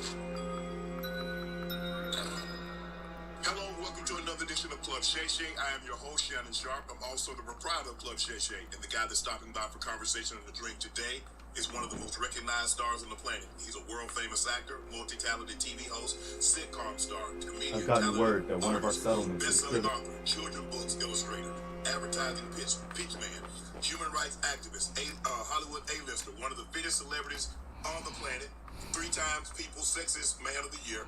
His acting career spanned 4 decades, awarded a star in the Hollywood Walk of Fame, caring husband, I think your grandfather should know. Yes, sir. Proud father, Great African American Sports Hall of Fame inductee, NFL alum, good friend of mine, Terry Crews. T. Crews, what's up, man? Oh, man, it is a pleasure. I know. It's been good, man. It's been a long time. It's been a very long time. Because I remember I used to bump into you all the time, especially at events at the Super Bowl. Yeah. But I hadn't seen you in a long time. And you said, a lot of things. You had the COVID and, the family, got grandkids now. So it's just not as portable as it used to be. Yes. But how you been, man? I've been great, man. I've been really, really good. I'm just thankful, bro. Right. Just thankful to still be here. Right. That's the big thing. Let's get back to, you did play in the National Football League, but I'm gonna go back to you. Someone or something. Fucking pay for that! I'm gonna make should have just run. Did you want to be a professional football player? What did you want to be growing up in Flint? Coming up in Flint, I always knew I wanted to be in entertainment. Okay. Because I came from the art thing. I was an artist, painting. Oh, really? Okay. Sketching. My first scholarship wasn't in football. I had a scholarship to Western Michigan University as an artist. Okay. And then I Carla, need to pick something up? It's pretty long from here. I've got a few minutes to browse. I got a little bit of everything. Is that football was a way out of Flint, Michigan. I followed all the greats. There was Andre Rison. Yep. There was Carl Banks. Yep. There were the people, even just any kind of athletic. I mean, Glenn Rice went to Flint. I used to watch Glenn play with Northwestern before he went on to Michigan and went on to the Lakers and became a superstar. So I knew athletics was going to be my way out. Right. Because no one was going to pay me to paint. You know what I mean? Like, I was airbrushing T-shirts and doing all that stuff. You get $500 maybe, you know what I'm saying? But with sports, I knew, I said, this is going to be my way out. I had friends that were on Ready for the World. It was either music or sports. I couldn't sing, couldn't do anything. And I said, well, this is going to be my thing. But the big thing about it is that for me, football was always a means, but it was never the end. Right. Which is wild because it took me years to figure out I never really liked football. Wow. You just have to be good at it. You were good enough at it to get to walk on. Did you earn a scholarship? Yeah, I earned a scholarship. I walked on, earned a scholarship, got drafted in the 11th round to the Los Angeles Rams in 1991. Look alive. Aw, and here I thought you wanted to snuggle. Packers, Chargers, Redskins, Eagles, hopped all around because, it was my way to it was the only way I saw to make some money. Right. But the big deal is that, and this is another thing, man, we played at the same time. We did. You were you. You became a superstar, Pro Bowler, the whole thing. I always thought, well, maybe it wasn't for me, but the real thing was, I realized is that because of this deep down belief that I didn't really like football that much. I wouldn't really. You liked it. I wouldn't. Hey, Carla. Hey there. Rating? You had to go to a whole other level to be in your level. I'll take a look. Sure. Yeah, keep your shirt on. Things I wanted to do. There was just so many other interests. Like I'd be in practice and my mind be going off on what I was going to be doing afterward, and what I was going to do before, and what and I have to say this because it's funny. My wife, my wife was there the whole time. We've been married 34 years. Okay. She said, baby, maybe you wasn't that good. And I said, you're probably right. But the thing is, while you're doing it, you're thinking, I'm doing everything I'm supposed to do. Right. But I realized when I look back, I didn't study my plays enough. I didn't do the little things because I had my interest. My mind was always in another place. Had you given football what you given your entertainment career, do you think you would have been better at it? Absolutely. But it was too little too late. Right. Once you start tooling around, also how I came in on the 11th round. So it was one of the 12 rounds back then. Yeah, people looking now, they're like, 11 rounds? No, that's way back. Which is basically a glorified free agent. But I had some people who believed in me. I was a hustler. And that's another thing, too. I couldn't catch, I couldn't throw. My ability was the ability to take tremendous amounts of pain. Right. I was a special teamer. I was that guy that broke the wedge. They don't even have a wedge anymore. Okay? But I was the guy they was like, he's giving it up every time. And that would make me stick. Look alive. What's yours is mine. Right, darling? Being a linebacker and holding a specific position. I had to be, and this is the thing, it took years for me to realize that and to come to grips with that. Because you always like, I know I was good enough. Carla, back again? Time to do business? Let's see what you have. Always happy to make a sale. But then, once I got entertainment, I realized that's the key. What it was meant to be. That's the secret. How supportive was your family when you were growing up? Did they know you wanted to be in the entertainment? Because Flint is a very blue-collar, hard-working. Normally, you go to the factories, and that's what you do. You graduate high school, you go to the factories, or you go to the military, and that's it. So how supportive was your mom and dad, your family members, when you like, I would be an entertainer, I would be in Hollywood, I would do this? Did they look at you like, man, you out your mind? Yes. First of all, you gotta understand, I feel like I gotta go to the biblical.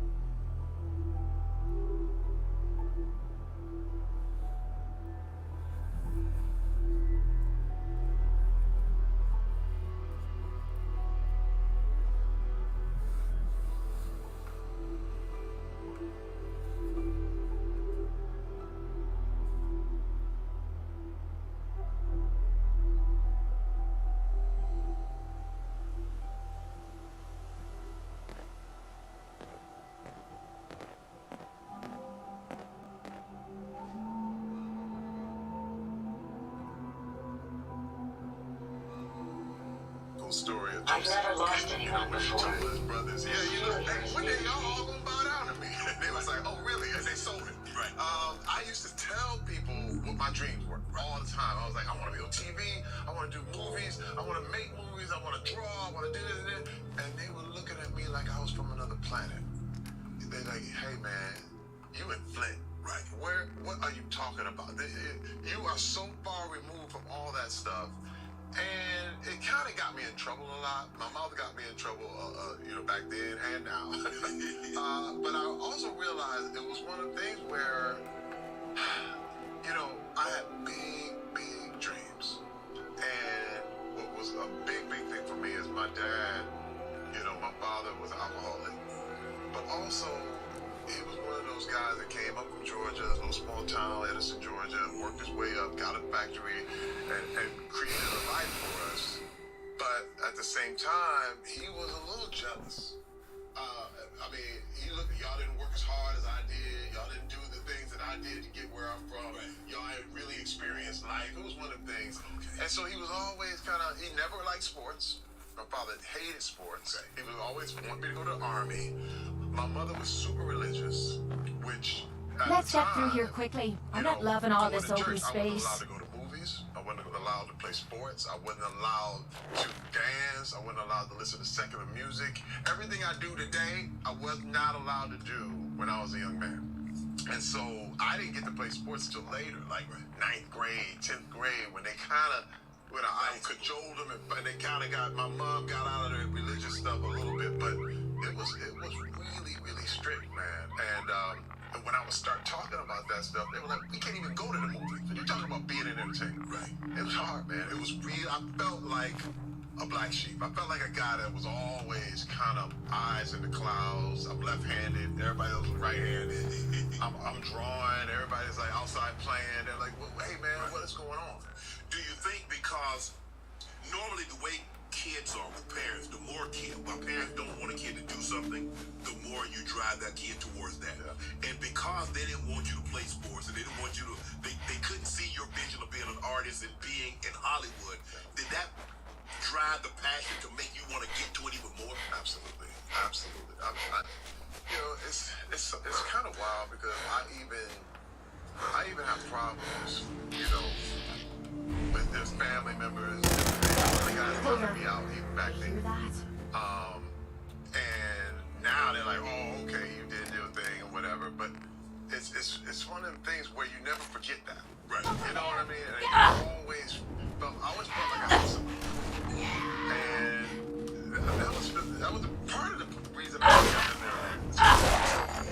But then also, once I got in entertainment, I knew there was no way back. Like, you understand, when I moved up I retired from the NFL and moved to LA, me and my wife, we didn't know anybody.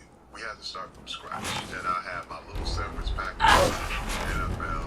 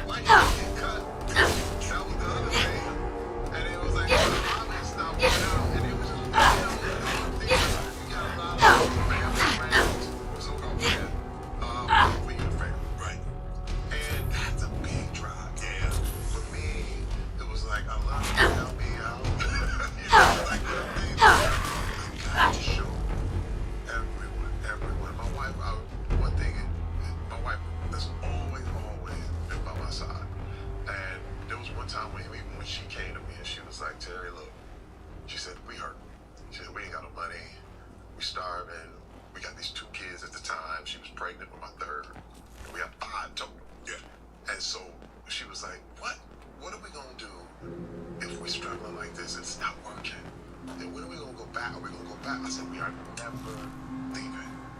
I don't care if it happens when we're 99 years old, we are never leaving LA. I promise you this. I said, if we just continue to do this, because this is where I had kind of learned the mistakes I had made in football, okay? And I didn't have another chance on football. You know what I'm saying? It was kind of like, man, if I had just studied a little bit more, if I had worked a little bit harder, if I had really, really done what I should have been doing. Because that's the thing. You tell yourself you've been doing what you should be doing. But deep down, but then you eat the cake. And you hang out. And you do that. And you stay up too late. And you don't go to bed. And you totally mess your stuff up. You show up late for the job interview. And then be like, they didn't want me. They hated me. I was like, no, you showed up late, bro. And I totally had to be honest with myself, man. Start marking off things that I wasn't doing. And I said, okay, what I'm going to have to do, and this is the way I framed everything, even when I was here in LA. I said, imagine, what if I'm sweeping this floor, man. Like, you understand, I'm almost in tears when I'm sweeping this floor because I'm going, dude, my life may never get back to where I was. Because once you're in the NFL, you at least see it. You see the money. You see the stuff. You're like, man, I'm there. I can touch it. And then the ice call, and the jewelry, the car pulling out the lot. You see the jewelry. You see the people living the life and the press. And then all of a sudden, but it's gone. And it's gone. Right. And I said, man, look, okay. I said, imagine if someone was going to give me $1 million to sweep this floor. How would you sweep it? And these are the little bitty mindsets that, and I remember I was like, okay, I have to imagine I'm going to get $1 million if I sweep this floor correctly. Because I had to play these kind of games with my head in order to get over the depression. Right. And I remember sweeping, and all of a sudden I forgot about my problems. I forgot about it. In fact, I was doing something about my situation, and I decided to do that about every menial job that I ever had. I was filing papers that fell over in the Veterans Administration, all the papers that fell over in the Northridge earthquake. I'm filing papers. I'm doing this. Then I started doing security for movie sets, but it wasn't like, bodyguard. It was literally, I'm standing outside on the parking lot, watching with a flashlight, watching it. But what I said is, what if someone gave me $1 million to watch this parking lot? I could make sure I have my batteries and my flashlight. I iron my clothes. It was a mindset that I said, I'm going to reverse that bad attitude I had in the league. That Someone there? Where I wanted. I said, now. Shoot him all! Come on, baby! Tell me what you've got! Close fire! Everything like that. Like, created a habit. So it didn't really matter what people said. I felt like I was getting this imaginary reward. If I just did a great job, man. If I just please God, that's all I had to do.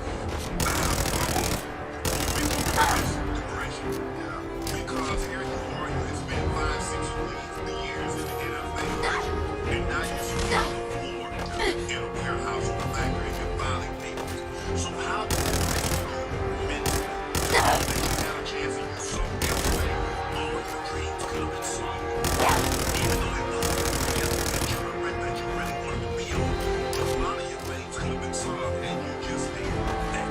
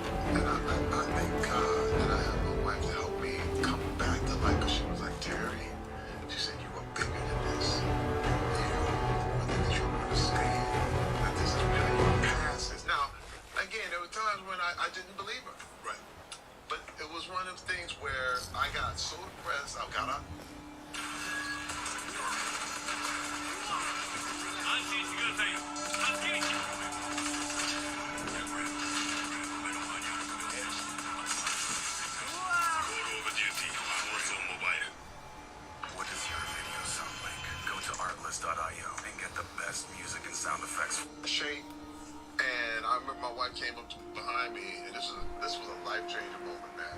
She came up behind me and pinched my back fast.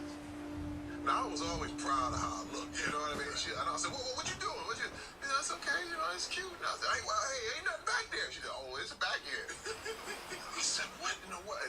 And I remember saying, okay, if I could change my life if I just go back to the gym. Like, and this thing, man, I hadn't worked out in a year. I was depressed. I was tired. I walked in the gym, and I told him, I said, I want to work out here. And I ain't never paid to work out nowhere. And they're like, yo, that's $25 a month. I was $25 a month.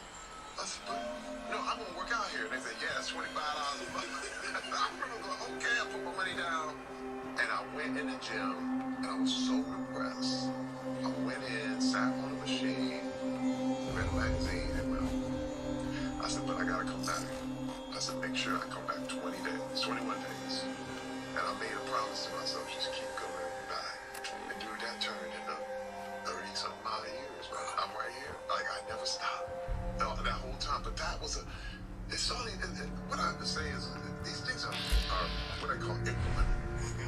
It's not one big, giant thing. For me, it was always one little message, one little thing. And, you know, when I moved out here, I started trying to get my thing on animation, because I was like, I'm an artist, so I can show you my portfolio. And I have my portfolio in at Disney, at DreamWorks, at Hanna-Barbera, all this stuff. But then at the same time, hand-drawn animation went out the window because Toy Story came out. Right. So all of a sudden, they was giving me my portfolio back like, that don't work. And then I got a chance to act. And the rest is history. I did not know that was my destiny. I had no idea. If I find you, after the track. On the set of Next Friday. I was just getting warmed up. All these guys walking around this movie set as a security guard. And Q would walk by every day, and I'd watch his car. I'd say, yes, Mr. Q, how are you, Mr. Q? He's like, yeah, what's up, man? You know, walk by like we just watch the car. And then all the way to being in the next movie, Friday After Next. Right. Which gave me my shot, which really blew me up, which, you know, just being close, being it. A lot of times for me, it was just showing up. Right. And being open to it, because here it is. I didn't even know this was my destiny. Right. You know what I mean? I never told anybody that I wanted to act. Right. I was trying to get like. I can rest easy knowing that Wolfgang is rotten in hell. It's unbelievable, Thank you. Man. And when I see that, Do you need anything? I got a star on the Walk of Fame. I've got a few minutes to browse. A little bit of everything. I'm the most grateful man in this town, man. 100%. When you tell your kids, and one day you're gonna be able to tell your grandkids, I don't know how old they are, or even like, bro, I was in the league. I played against Barry. Played with Jackie Slater, played with Kevin Green. I played with some of the all-time great players. When you look back, are you in awe? Because I remember when I first got into the league and I saw all the players that I had watched on television, from Jerry Rice to Joe Montana to Lawrence Taylor and all these guys. I'm like, wow. You know, one day, even if I don't have a long career, I can say, well, man, I was on the field with this guy, I was on the field with that guy. Yeah. Do you ever look back and think about the journey that you went on through the NFL? All the time, every day. First of all, this is the thing. People always measure success by, oh man, this was the first round pick. He's big height. He's the guy. And then you know what? They measure success for people who are good to great. Right.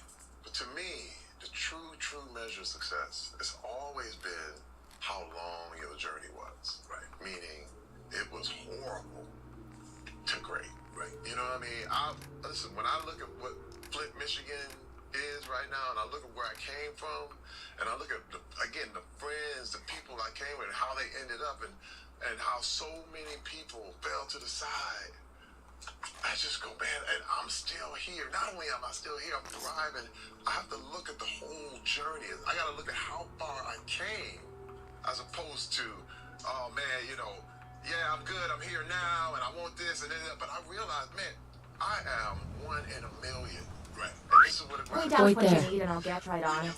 During the season, and because it's tough, you mentioned the teams that you played for, the Rams, you played for the Packers, Hey, you played for sure. Just keep your to shirt get on. cut during the season, and you got to tell your wife, baby, you know, I got released today, and, you know, What was she saying to you? T, man, baby, we might need to get this up. Can I tell you a story? This is crazy. Here I am, 1995. I'm on the Washington Redskins. But there was a little bit. There was a time when they had the depth chart sitting up there and the whole thing. And it was right before the camp. Right after camp, and they said, "Congratulations, you made the team." And it's Monday of the week where you're about to get ready for the first game, and I'm going, "Oh my God, this is it! This is it!" I've never lost anyone before. This failure is new to me.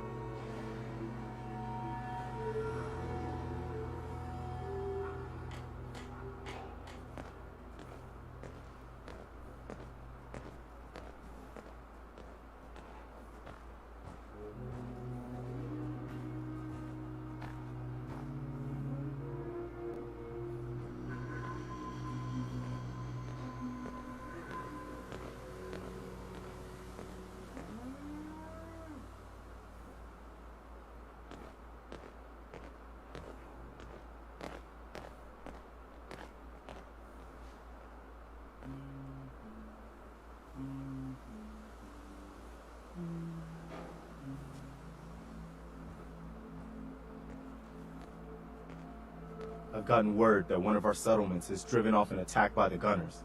I've fought the Gunners before, and something tells me this was just them probing their defenses. They're gonna need your help. Alright, let's go. Jack.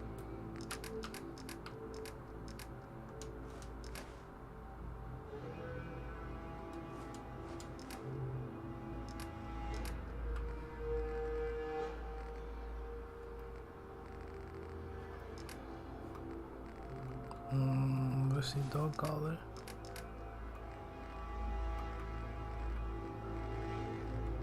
Oh no, I don't have it. Wow. I actually don't have it. I'm glad I didn't get rid of it. Yeah, but I need to help them. Jackson ensured I was well built for travel. His modifications will What's be up? adequate for quite some time.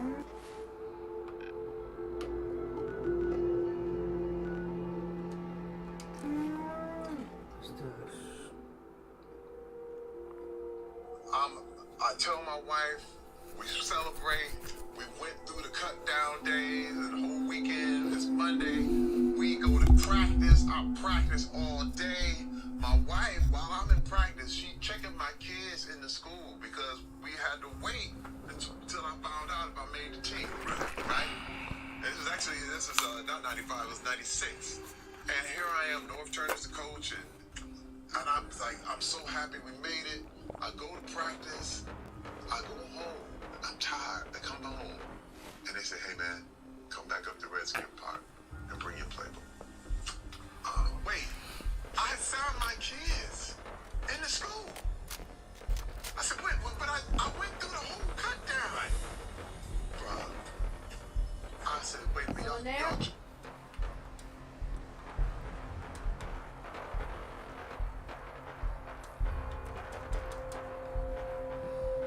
Nothing there now.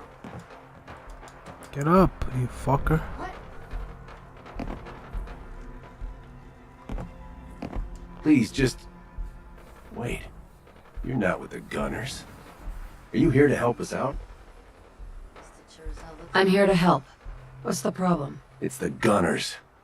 We caught a group of them sneaking around a few days ago and had a bit of a dust-up. They ran off too easy once they saw we were gonna fight back. Gunners never back down that quickly. If you can help us shore up our defenses, it sure would help us out a ton.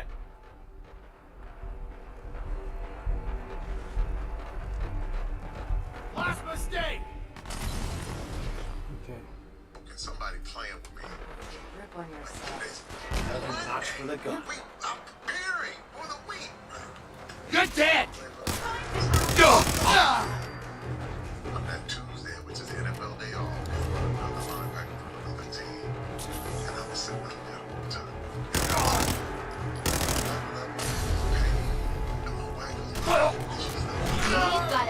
this more often. Who's that noise? What? That's my good karma.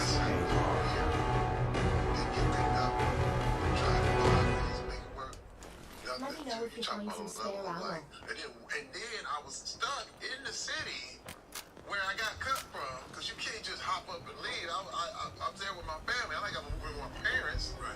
And so I'm watching my play. The friends are like, hey, man, yeah, I'm calling. Hey, guys, what y'all doing? And they're like, we got a game. Okay. Yeah, I can't hang with them no more. So I'm lonely, man. And it's just me and my wife sitting in the town waiting for what's next. Bruh, that level of, that's something that is never really talked about. There's so many players. Because the sacrifice is you've been there for a whole year. Remember, you don't get your money till the game. Right.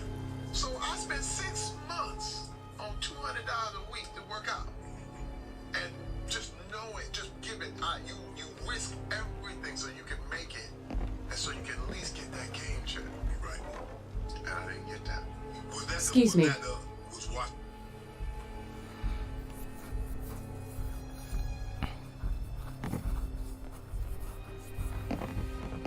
Yeah, take that. We won. You Minutemen really know how to bring the fight. We won't forget what you've done for us. Your last stop? It wasn't. I actually, Philadelphia Eagles was my last stop because I went the whole season and got picked up right before Christmas for the playoffs for the Eagles. So I got to play with that one last, and we played the 49ers and got in a wild card game and got sent out, and that was it for me. That was it. I mean, I played that one game, got me a little money, got that one game check at the end of the season. Right. And then that was it. Playoff money. That was it. Was that the final straw? Was that when you knew, man, it's over for me?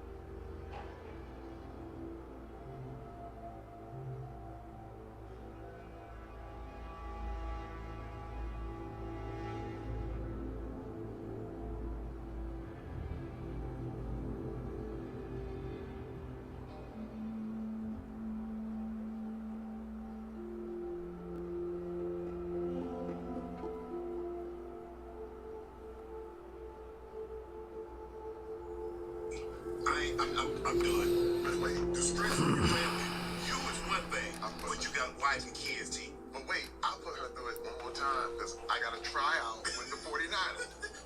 And I said, but you chase it. Right. You chase it, man, it's like a drug. It is. It really is, man. It's one of the things where you're like, I'm this close. If I just, and man, I went and got a trial with the 49ers, and I remember this coach threw the ball at me.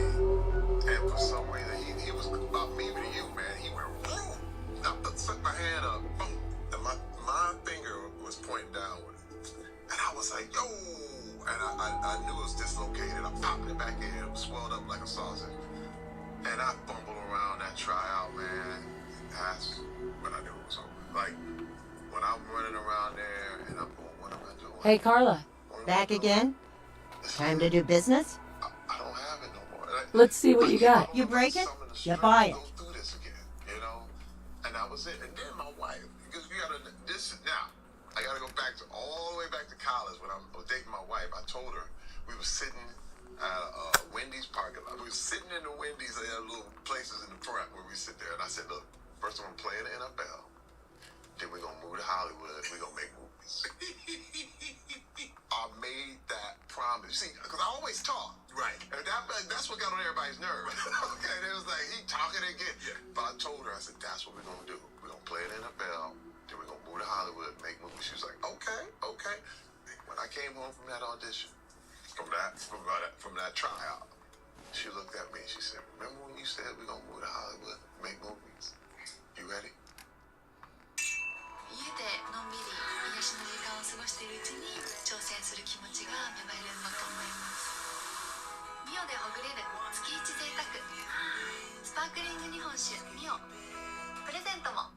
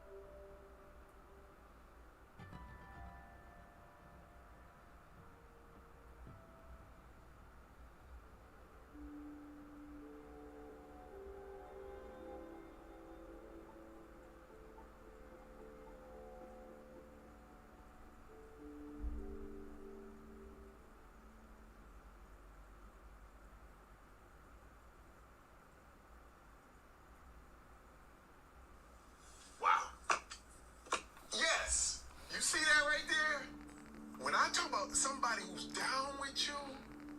She said, remember when you said that? Let's go, man. And I said, you serious? You serious? She said, let's go. Right. We was in a little town home that we had rented from another player. No furniture in it.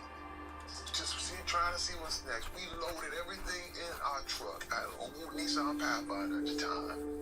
We loaded everything, put our two girls in the back, and drove straight out to California. Didn't know anybody. Wow.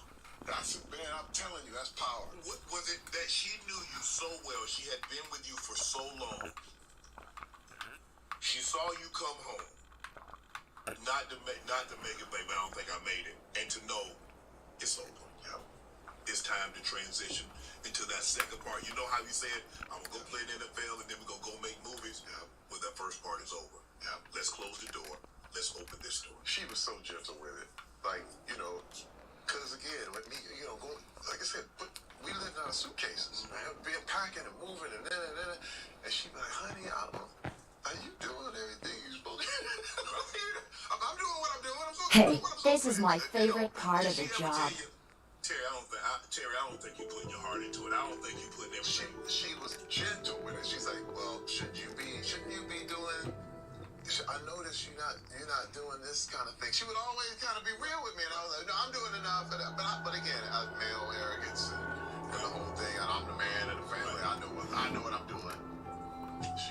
She was watching, but finally, she saw how broke I was after that 49er tryout. She was like, babe, you dream. You was mentally defeated. I was done, dude. Like when I say done, I think she just saw it in my face, like everything in it. Like, you know, and this is the thing where most players hit. You know, no matter how high it got, right? When it's time to go, very few get some kind of parade. You know what I mean? You get kind of kicked out. You kind of like, all of a sudden you just disappear. The getting in is easy. It's the getting out that's hard. It's hard, man. Especially when you don't leave on your terms. And how many ever get to do that? No. Tom Brady might, but Barry Sanders did. Yeah. That's where everybody looked at him like, what? This man just decided it on his own? Right. But usually it's injury. Usually it's cut. Usually they want one more shot and they're not getting it. Right. Man, that's some pain, man. So if the NFL asks you, say, well, Terry, I mean, you played in the league. What's some of the advice? And we got guys, and we need you to talk to some of these rookies that's coming in about transitioning from the game once it's over. What advice would you give some of the younger players, knowing that there's going to come a time, and I know you think because you're 21 or 22, you're going to play 50 years, but you're not. What is some of the advice you would give them about transitioning into a post-career? The biggest thing is humility. Humility. What's going on? Really, really hard. And this is one thing.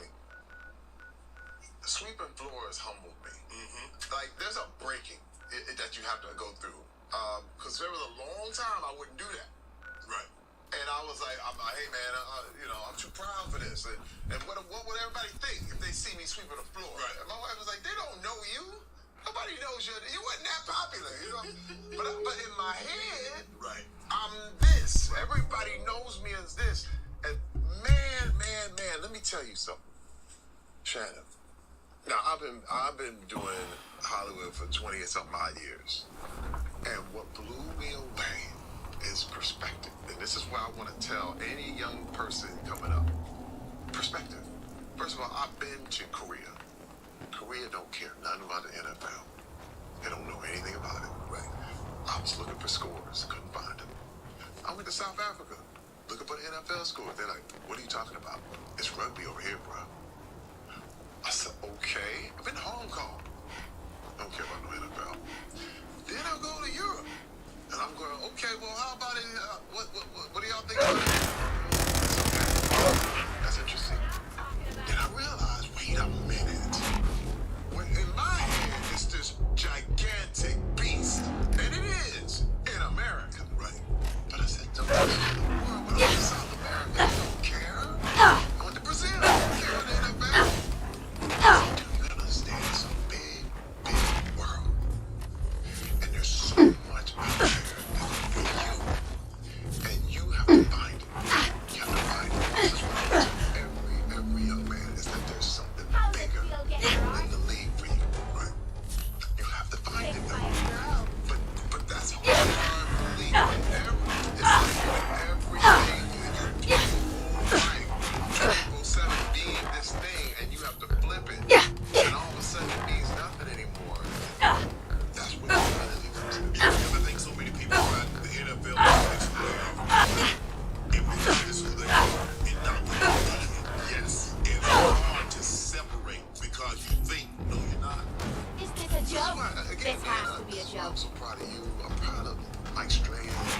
I'm proud of players that and have literally realized, wait, I'm bigger than this. Wait, man, you bigger than the game. That's what I have to tell this to every NFL player. You are bigger than the game. The game needs you. Not the other way around. But you have this belief because your mind gets played with a lot, right? It's very, that's one of the things that makes you get in NFL. Most of these players been manipulated since college. You know what I'm saying? So you're trained in that, right? And so when you wake up and realize, wait, it's a whole other world out here, but a lot of cats don't believe it, right?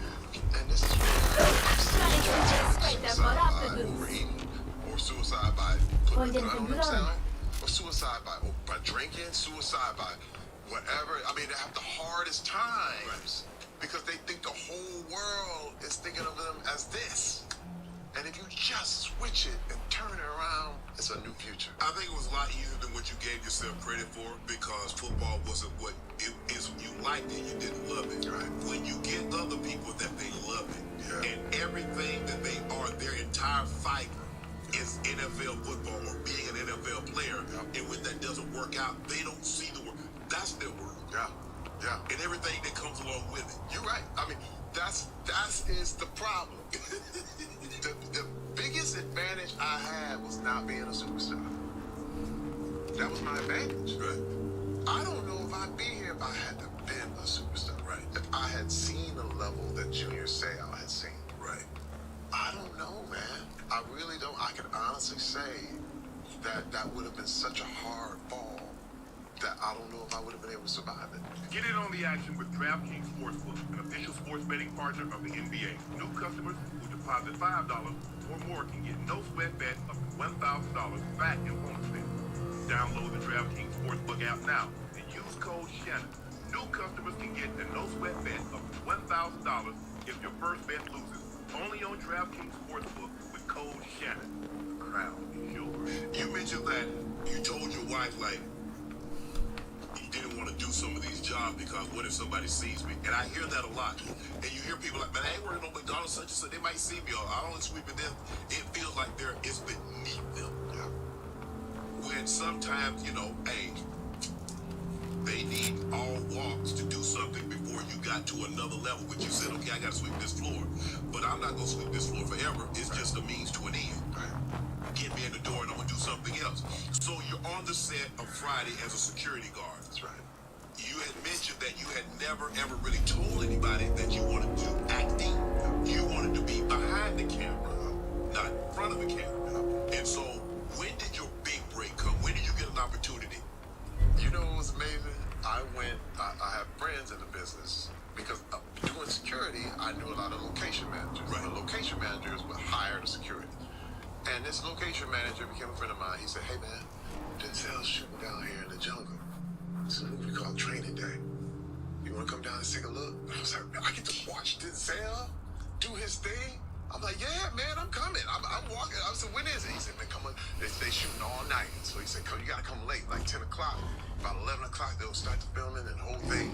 And so I'm down there. That sounds bigger than a and I'm mole sitting rat. there going, ooh, and I'm watching this Denzel, the car, that cul-de-sac, the whole deal. And I'm going, ooh, this is hot. And I'm watching Denzel get ready. He got the chains on. He got the do-rag, the whole thing.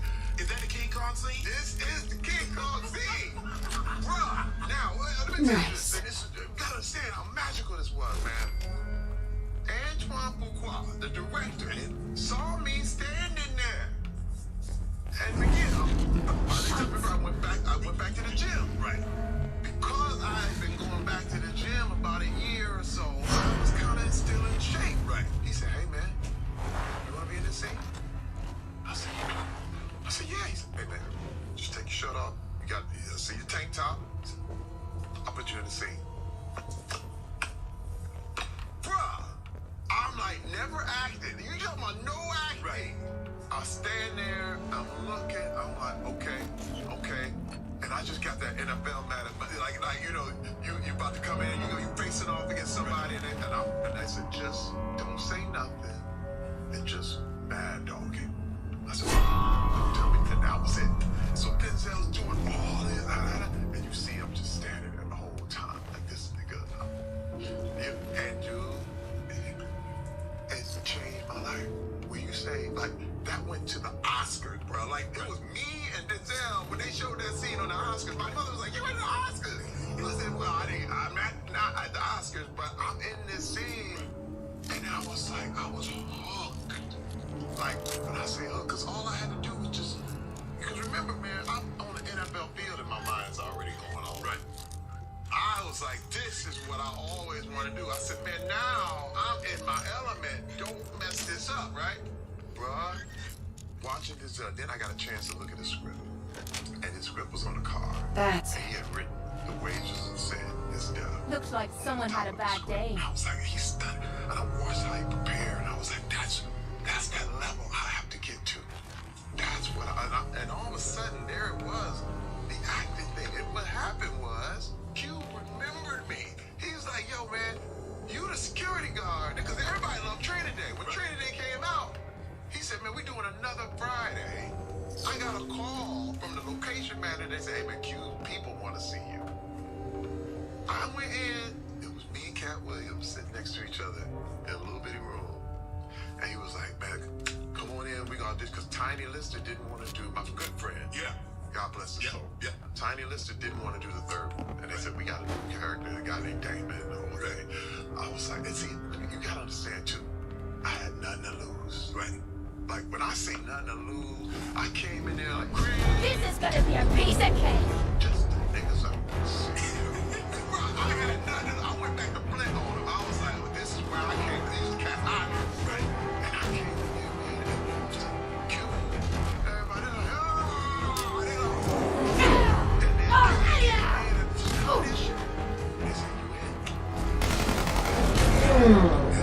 Damn. And I walked up to him, man. I said, dude, thank you. Thank you. So you have no idea how many careers you started just by giving us that shot, right? A lot of people never, ever really give props when props is due. You know, because they're like, well, I didn't get that much money, but dude, that was my start. Listen, I was man, I was just thankful. I was walking around, and listen, and what was so crazy is me and Cat was homeless at the time. So Cat was living man. And I remember talking to Cat. I said, Cat, that we never get another opportunity. We gotta make sure. I'm gonna rip those claws off with me bare hands. Cats in this whole thing. They know everybody else. Right. I said, man, it's me. And remember, man, I was not gonna let what happened in my football career happen to my entertainment career. Man, I listened to you tell the story, T. And the way you tell the story, football never gave you the high that what you have. Come on, you stupid bastards. Come on. When I say, like, this was it. I'm my destiny. I was gone. People see that scene and cry out and think, look, you turn the sound down, it ain't a comedy. We was crying. We were deep. There was he was crying, I was crying. People were sitting by the monitors like, what are we looking at right now? Because I was so gone in and I said, this is what it is. It was so wild. Because I didn't want money anymore. I said, I want that feeling again. You know what I mean?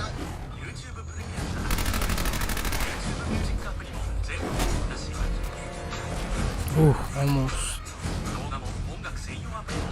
Just save it before I fucking die.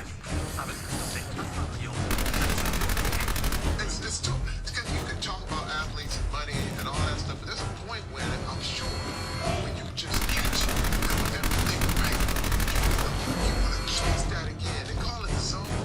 They call it what it's just flow, whatever that is. You know when I hit that flow again? When I was doing White Chicks. That would be White Chicks. Everything I said just flowed. White Chicks came off. It came after that. Because again, you're talking about the blood Hollywood is very small. And once right after the next hit. Feels a lot better. Thanks. I got time to chat. It's Keenan Ivory Wayans was like, hey man, we gotta get this dude a shot. Hey, sure. You need to talk. We want some of that on us, and it How do you feel about our relationship? We're doing pretty good, I'd say. And in this shite hole we call a world, that's really saying something. Didn't have anything else. Sure. in this town has been repeat business. I mean, the reason I was with all these Sandler movies, Adam Sandler called me. But the thing is, when I did Longest Yard, which was my revenge on the NFL, right? Me and Michael Irvin, the whole movie, I was like, this is the one everybody can remember. Like, good Hey, God. sure. Be glad to take. You know what I mean? Hold some stuff for you. Chris Rock was like, hey man, he's on the movie. Longest Yard. He said, dude, you killing. I got something for you. I said, what is it? He said, don't worry about it. I got something for you. I go home. The script for Everybody Hates Chris is literally on my doorstep. I open that up. He's like, I want you to play my dad. Because he saw me and my wife and my 2 kids out there at Santa Fe, New Mexico, when we was filming Longest Yard. He was watching. And that's the thing another people, you gotta remember, everybody is watching. Everybody is watching. And so then I played Chris's dad. Everybody Hates Chris for 4 years straight. This man, when I look at my life, man, I just thank God for every opportunity. And now this is another thing, because I'm now reached the point, because I play with all these guys and they're gone. Now I'm losing actors. Man, Andre Bauer passed away last week. And he took me under his wing, man. You talk about one of the best actors, right, of our generation. I mean, Juilliard trained, absolutely incredible, Emmy Award winning, dramatic, beast. Right. Brooklyn Nine-Nine. Right? Brooklyn Nine-Nine, who was able to come and flip it to a comedy like that. And I was like, man, what is the secret? And he never, this is another thing, he was like a super all-pro who could have looked down on all of us, but decided he was going to pull us all up with him. 61 years old. He was like my big brother. I look at guys that are dying. When I look at Michael Clark Duncan's gone. Tiny Lister, gone. Lance Reddick, gone. And I'm like, Chadwick Boseman, gone. We did a movie Draft Day together. Okay? And I'm going, man, you don't have forever. You don't. for it. You got to get what you are come to get now, and you can't waste time. You can't treat it like, well, I'll whatever. Because I seen it in the NFL. And everybody thought, and this is the thing, everybody has determined certain people that already won. Like, I won life, you won. You know, people say, they won the internet, whatever. It ain't never over it. It's never how you start. It's how you finish. Right. And let me tell you, but when I'm done, and I'll be honest with you, man, I'm just getting started. I truly, truly feel I have the same energy that I had when I first started. I'm really thankful to be sitting here with you right now. But I admire you for it, but just your transition. You know what I mean? And the energy that you bring. Your passion is palpable. And I'm the same way. I'm 100% passionate. Right. That's all I am. Right. You know what I mean? I don't know no other way. I have no other way. I do everything like I'm getting $1 million. When you sat down for the audition to read with Cat, did you know Cat prior to that? Nope, not at all. And you guys became pretty cool after We became amazing friends. And what's so crazy, I used to watch him because we, remember a movie, when you shoot a movie, then you gotta wait 1.5 years for it to come out. Correct. So you just wait, like people, you like, man, well, I got this thing coming. They're like, yeah, right, whatever. and you know what's so funny? After Friday After Next, I had to go back doing security. I had to go back, because I didn't have nothing else to turn to. Right. But I knew it was coming. Right. And what was so crazy, I was doing commercials and different things, but I would go watch Cat Williams at the Hollywood Park Casino. He had his own room, and this man was the funniest man I'd ever seen, which was crazy. And then I'll never forget when he started selling out the Universal Amphitheater, watching them grow up. It's another thing too, to watch people all. It's funny because I see kids that's been on set and now they're superstars now.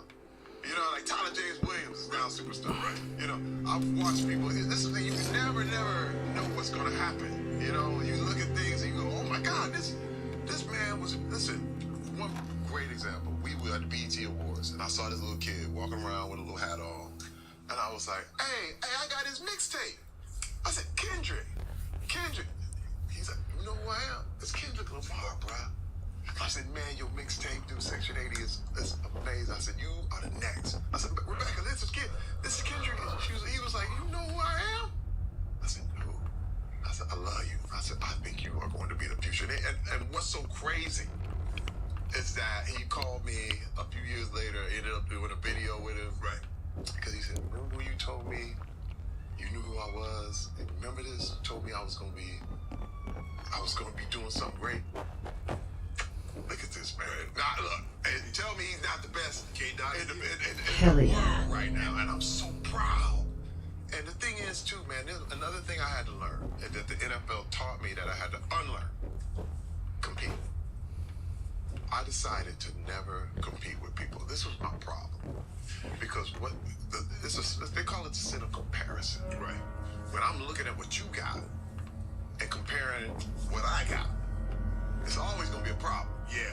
Always. Right. Because you always going to come up short. Yes. Somebody always got more. Right. And then somebody always got less, but you always want more. Right. And I realized, man, that creativity was the exact opposite of competition. Right. If I'm being creative, I'm not competing. So I decided, you know what? Because everybody was like, hey, man, you gotta be like Tiny, you gotta be this, you gotta blah, blah, blah. I was like, no. I'm gonna be me. And they was like, yeah, but you kind of weird. I said, yeah, I am. That's what made me unique. I am. All right, listen, first of all, you can't even, it got to the point where if you read scripts now today, we want a Terry Crews type. Because they know that's just me. Right. And I decided by just being creative, that was my ticket out of that world of competition. Because this is the thing, man. The league. You're gonna drag that juke around. It's like, hey man, you versus so and so. Right. You ain't. First of all, you gotta fight people in your own locker room first. Yeah. Before you even go up against another team. You know what I mean? And then you always being judged like, well, you missed a step, and did you miss that? But he didn't. Right. The coaches would never. They will always tell you what you messed up on. Right. And then being black, we would go into the locker room, and if you hurt, they act like, you act like you don't want to play. I'll say, hey man, first of all, the white kids getting hurt, and they're like, oh yeah, he's hurt. Right. never ever treated any black guy I knew in the locker room like he was really hurting. Like he was trying to cut out on the game. So in other words, you said I gotta unlearn because you know it's a jungle mentality because someone is literally trying to take food off your table. Someone is trying to take a roof over your kid and your family head to make sure they have one. But once you got to the entertainment space, you're like, I'm not competing against him. Yeah. I mean, what can I do? I'm in my lane. First of all, I didn't go to school to act. Right. I didn't go to Juilliard. Right. You talking to a dude who ain't supposed to be here. Right. Everything I'm getting I ain't supposed to have. Right. So I'm already behind. Right. You know what I mean? But then I realized, wait a minute, if I just bring what I bring, I'm ahead. You know what I mean? If I bring what only I bring to a project, because you can't do what I do. Right. You know what I mean? And this is the one thing that the magic, and this is what I want to tell every young man that is trying to transition out. That's the way it works for everything. That you have something that no one else has, but it's up to you to find it. Right. You gotta find it. And you don't find it by comparing yourself with everybody else or whatever. You find it by finding out what you want to do. And this is when I had to make the hard realization that, man, maybe football wasn't for me, but it got me to where I am. And I'm very thankful for it. But let me tell you, I love the game. In fact, I don't even have a team. I just love the players. Right. It's just sitting here with players, talking about, what we came through. It feels like a fraternity, man. Right. It feels like something we can therapize each other. Right. You know what I mean? Because we all know it. We all seen it. Right. And we all played those games together. I mean, I was there when it was like, ain't no CTE. Sit down. You just weak. Right. I was like, man, my head hurt. You know what I mean? I'm seeing double. Right. And they're like, man, look, you just weak. I was there when they was telling everybody it wasn't real. Right. You know what I'm saying? I'm like, no, this is real, man. This is real. T, obviously, when you're first starting out, you don't make a lot of money. How do you get that? Because everybody thinks that you in the movie, you make $1 million or you make $5 million, and it's and the roles. I mean, you're first starting out, it ain't no big payday at all. 私のルーティン紹介します。今日は朝からダンスの練習と昼は家で歌の練習するかな。夜はみんなとおしゃべり。ビゴライブで待ってるよ。グローバルユーザー4億円突破。ビーコビーコ。 So I'm about to level up too. That's what's up. モーションウォレード.comに飛び込もう。そこにある100万以上の動画を手に入れ作り始めよう。 Not at all. You get, here's your $500.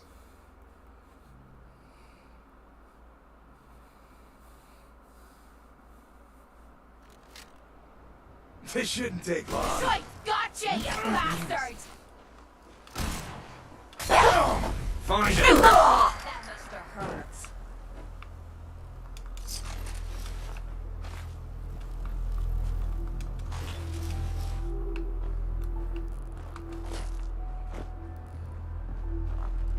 I can rest easy knowing that Wolfgang is rotten in hell. Give me your shit. Hey.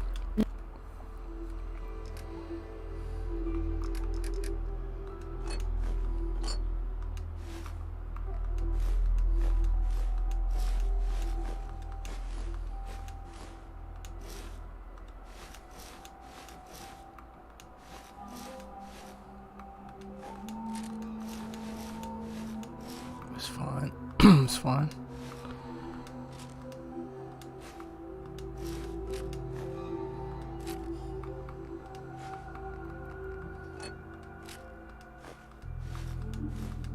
Ah, fuck.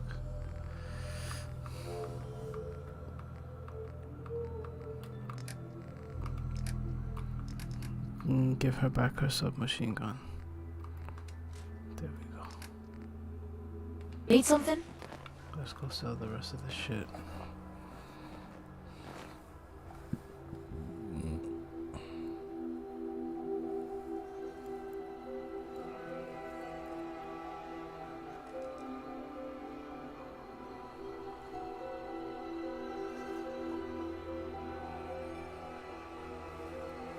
Thank you very much. But that's the thing. I never did it for the money. Remember remember I told you when we was doing that Friday after next. Shop's open. What do you want? Chasing that feeling. Let's see what you got. A little bit of everything. Going so deep and doing something so well. It was like when I was sweeping those floors. You know what I mean? You once you start that, you chase it, and you realize I could be excellent at this. And I chase excellence, and what I found is that the money will come. Right. That's what's so crazy. But what problem is when you chase money, if all of a sudden, because this is the thing, and this is what blew me away. I started to take jobs off my passion, and what I saw would further what I was trying to do. And I wouldn't take jobs for the money. And I turned down a lot of money-making jobs that was terrible. But there was a lot of things that paid a little bit amount of money, but man, took me to a whole nother level. And by doing that, by not chasing the money, man, it's like, it comes, man. The passion will pay for itself. Not white chick. That's, look, Damien was in next Friday, the Friday after next was unbelievable. But it was that movie where Terry Crews all of a sudden becomes a household name. True. Keenan Ivory Wayans, Marlon Wayans, Sean Wayans. I owe them a debt forever. That was one of the best experiences I ever had in my life. When I say from beginning to end, hanging with them dudes, the freedom that family had, it was like being in the Jacksons, bro. You know what I mean? Like, cause listen, I watched In Living Color. When I remember in college, all the way up in Living Color, and the Keenan Ivory Wayans is a legend. Yep. And I'm there, he's like, hey, Terry, hey, man, do whatever you want, man. You killing this, do this. I was like, what? I could do whatever I want, like everything. I said, so I could just, and man, when you hit that level of freedom, and the Wayans, but this is the thing about comedy, is that it opens up. Like, there was, the phrase they say a lot of times is that, you know, the answer is never no. The answer is yes in comedy. Mm-hmm. So if you got a question, the answer is yes. I mean, you just keep taking it. And that's what we did. And bruh, I had no idea. By the time we got done, and I remember that premiere, and the producer looked at me, he said, hey man, your life will never, ever be the same. You gotta understand, like I said, I learned my lessons from football. I remember being in that room, singing that song probably 10,000 times by myself. So that when I got on the set, that was one take. I was so ready. I had the head moves in, I had everything. And people were like, we never seen that. Because you got to understand too, and the rules in comedy at the time were muscles never funny. Right. That's not funny. You got to be brutal. You got to be, you know. And everybody was trying to tell me to take karate lessons because you had to be, be an action star. I was like, no, I want to be funny. I think I can make people laugh. And they were like, but muscle's not funny. You're too big. You got to get fat. You got to get chubby. I was like, nope. I'm gonna do everything I'm doing. And I remember resisting what everybody was saying. And people were looking at me like, I've never seen a funny big dude before. You know what I mean? And it changed the game. Did you know when you're shooting that movie and when you rap, did you realize that we got a classic, we got a hit, we have something that's going to stand the test of time? No, it's fart jokes. No. I'm sitting there, and I'm like, man, if the kids laugh, I'm like, hey, great. Right. No. But now, people are coming back like, that's no right. Man, listen, my daughter, okay, she was a baby. My daughter is now 20 years old, in college. She goes to college in San Diego. They sat over this summer, sitting there watching White Chicks. She didn't say anything. She's like, that's my dad. She was a baby.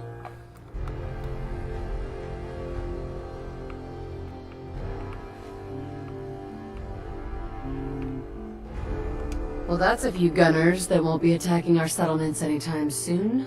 When we all work together, the bad guys don't stand a chance. Come on, just a little bit more to level up. I really want to fucking level up.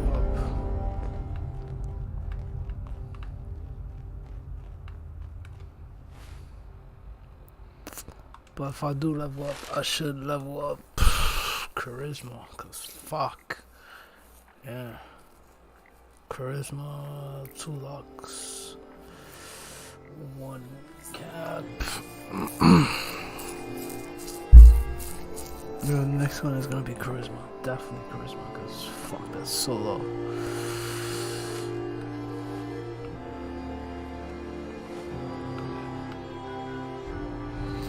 Man, that did pretty good. I should do something else, bro. Come on. Not anytime soon. And these two also not anytime soon. Okay, so let's find something to kill so I can fucking get leveled up. When it was came out, she's in college, like, and all her friends are sitting on the rooftop watching white chicks. The whole school cracking up. I'm like, we didn't know, right? We didn't know, but that's the power of going all out, because it outlasts you. You know what I'm saying? The legacy outlasts you. Go all out. You do not get another shot. You see what I mean? Like, really, really enjoy. Don't, because this is the thing too, man. I used to be a complainer, man. I used to be one of them guys, oh, well, if it ain't perfect, and man, that's the thing. I started to realize, man, what opportunities we have. We gotta take it, right? And I'm just so thankful right now. I'm just like, and, you know, just to go on to have this kind of career now, I gotta even flip it to AGT. Because I told my agent and manager, I said, look, use me as a guinea pig. I said, where you would typically see me, don't give me those roles. Give me the roles that you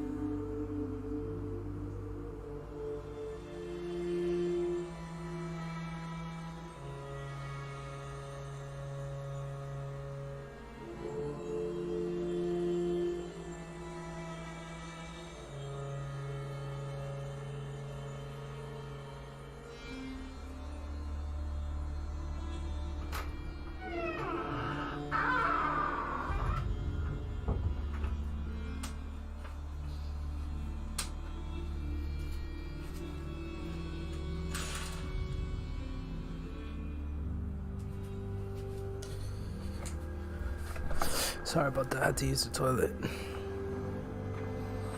Whew. About to get off soon. Just want to level up and I'll be happy. Would say, there's no way they were gonna hire him. And I said, that's what I want. And they were like, Terry, that's a hard road. I said, yep, I'm gonna take the hard road. And I'll never forget, there was Who Wants to Be a Millionaire, which was a daytime version of Who Wants to Be a Millionaire. And Cedric the Entertainer didn't want to come back. He was like moving on.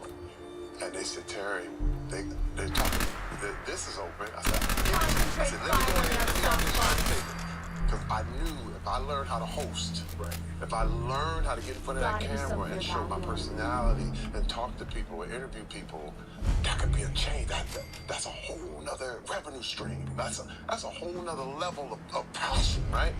So, but it was horrible. Listen, Who Wants to Be a Millionaire, the daytime version, nobody watching, okay? I did 360 episodes of that while I was doing Brooklyn Nine-Nine, and people were like, why are you doing this? I would go back on set, they were like, dude, there's no one watching I'm gonna be jumping at the goddamn shadows next. Then I did another show called World's Funniest Fails, and it was like terrible, and nobody was watching it. And I was like, it was on Fox, it was one of them silly shows. And then I hosted TV Land Awards. I was like, but I want to be a host. Dude, all of a sudden, they got to spin off with AGT, and I get my shot.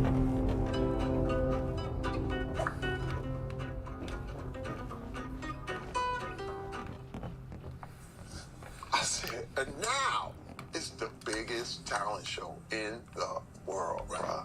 And I've been doing it strong, going on 6 years, all the iterations. We got a brand new fantasy league coming out. We got the regular AGT, the #1 show of the summer. And wait, and you gotta understand, I ain't a host. I'm not that guy. I came in this thing, but I said, God, give me the strength to learn new skills and let me stay open. And I will stay humble and I will learn this thing. You know what I'm saying? It was a lot, man, but I say thank God right now, because now I can go 2 or 3 ways. Right. I'm looking at you at White Chick and some of the lines. Did you just come up with these lines, or were they written? It's like, once you go black, you're gonna need a wheelchair. That was written.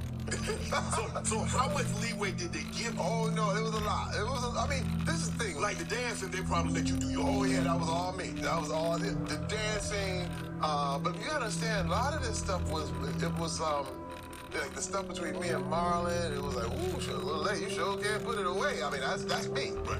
This stuff, but they let you do it. Right. And then the editor comes in. They'll worry about the rest later. But dude, we were coming up with stuff off the head. They were coming up with stuff they had no idea. And we had no idea, but we just knew. We said, man, we had such a blast doing that movie. Same thing with Longest Yard. You had the wrestlers, you had the comedians, you had the football players. I mean, you had all that together, and you had a classic movie, where I grew up watching the Burt Reynolds version, the first one. You like, man, there we go. I even tried playing football in the first place. You like, and dude, that's what, to me, all I can say is that I've been given more opportunities. I must rephrase that. I seized more opportunities. Mm-hmm. Because it's the thing, people give you charity. Opportunities aren't really given, right? You see something, right? You grab it. It's like hunting. It's like sitting in the forest and they're watching, and all of a sudden you see something that you want, and you see it, and if you go Can't up pick to it, this. it'll run away. Only opens with a key. And I remember just grabbing every little scene, every little thing. I'll never forget getting the opportunity. There we go. Here I am, man. Sylvester Stallone, Arnold Schwarzenegger, Bruce Willis, me. And wait, I wasn't the first pick. It was supposed to be Wesley Snipes. But Wesley had got down on all that tax stuff, and then they went to Forrest Whitaker, and he couldn't do it, and then they said, oh, well, we got this guy, Terry Crews. I was like, I'm here. Yo, I take it. Hey, man, I didn't look at that as down. Most of my stuff has been like, man, somebody dropped out, I'm taking it, seizing it. And dude, here I am in the Expendables movie, and Sly give me that tunnel scene. I'm blowing people away, boom, boom, boom, boom, boom, coming through that tunnel, and people flipping them up. They in the theater jumping up. And I'm going, who gets this? Who gets this? Like, to make people laugh, to make people jump, to make people. I've been given more moments than probably any other actor that I know I work with. This cat's been on TV 20 years, don't get those kind of moments. You know what I mean? And that's where I'm like, man, and this is where, again though, had I not been through all that stuff in the NFL, I wouldn't have learned what it took. You understand what I'm saying? I wouldn't. I probably would have got complacent. Probably would have been like, yeah, it's automatic, and yeah, that's pretty. I've seen people get there like, yeah, you know, I should have had that yesterday. But I never feel that way, man. I'm always, especially now that we're losing. Being on the set of White Chicks, you get an opportunity you mentioned earlier to work around King Ivory Williams, and you saw what he did with In Living Color. Did you really get an opportunity to see his comedic genius? Because you look at In Living Color, I don't know if we're ever going to see anything like that again. Never.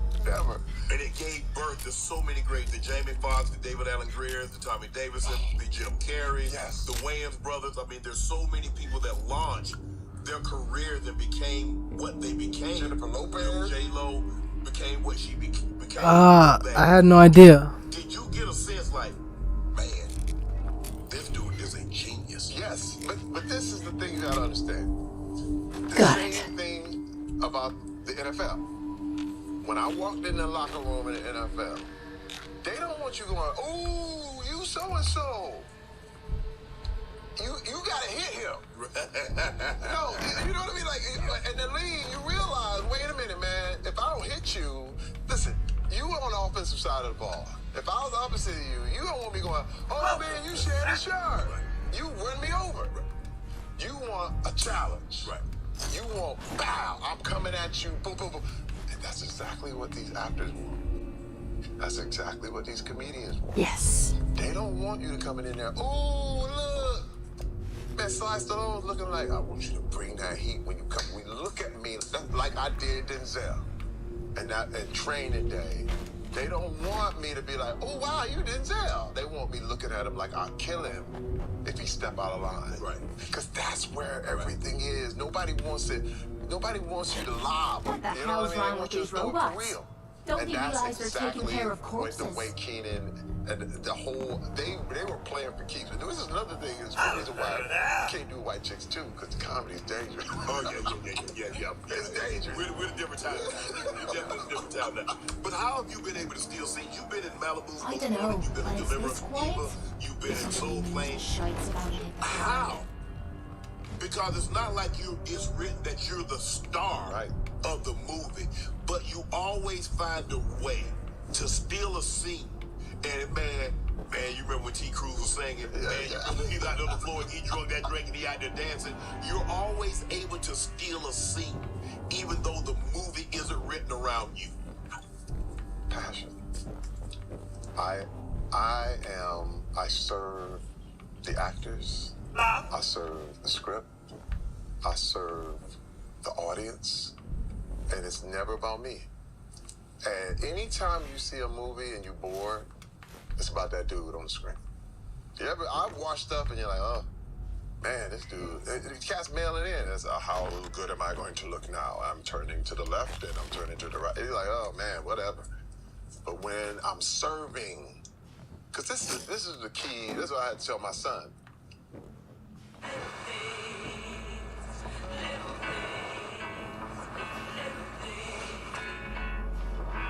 Cause it's the little things that mean an awful lot.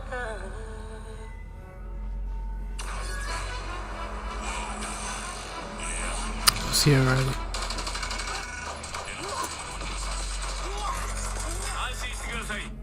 Even about money, I said, you want to make money? The key to making money is serving the most amount of people. The more people you serve, the more money you make. Straight up. I said, look, people always say, athletes make so much money. Doctors should make more money than athletes. But I'm like, wait, how many patients you Just got? point us to the nearest watering How hole. many patients you got? The doctor got 30 patients. Well, you got 30 patient money. But how many people are enjoying watching LeBron play? True. Hundreds of millions. So he gets hundreds of millions of dollars. I said, dude, don't ever get it twisted. You serve more people, you get more props, you get more money.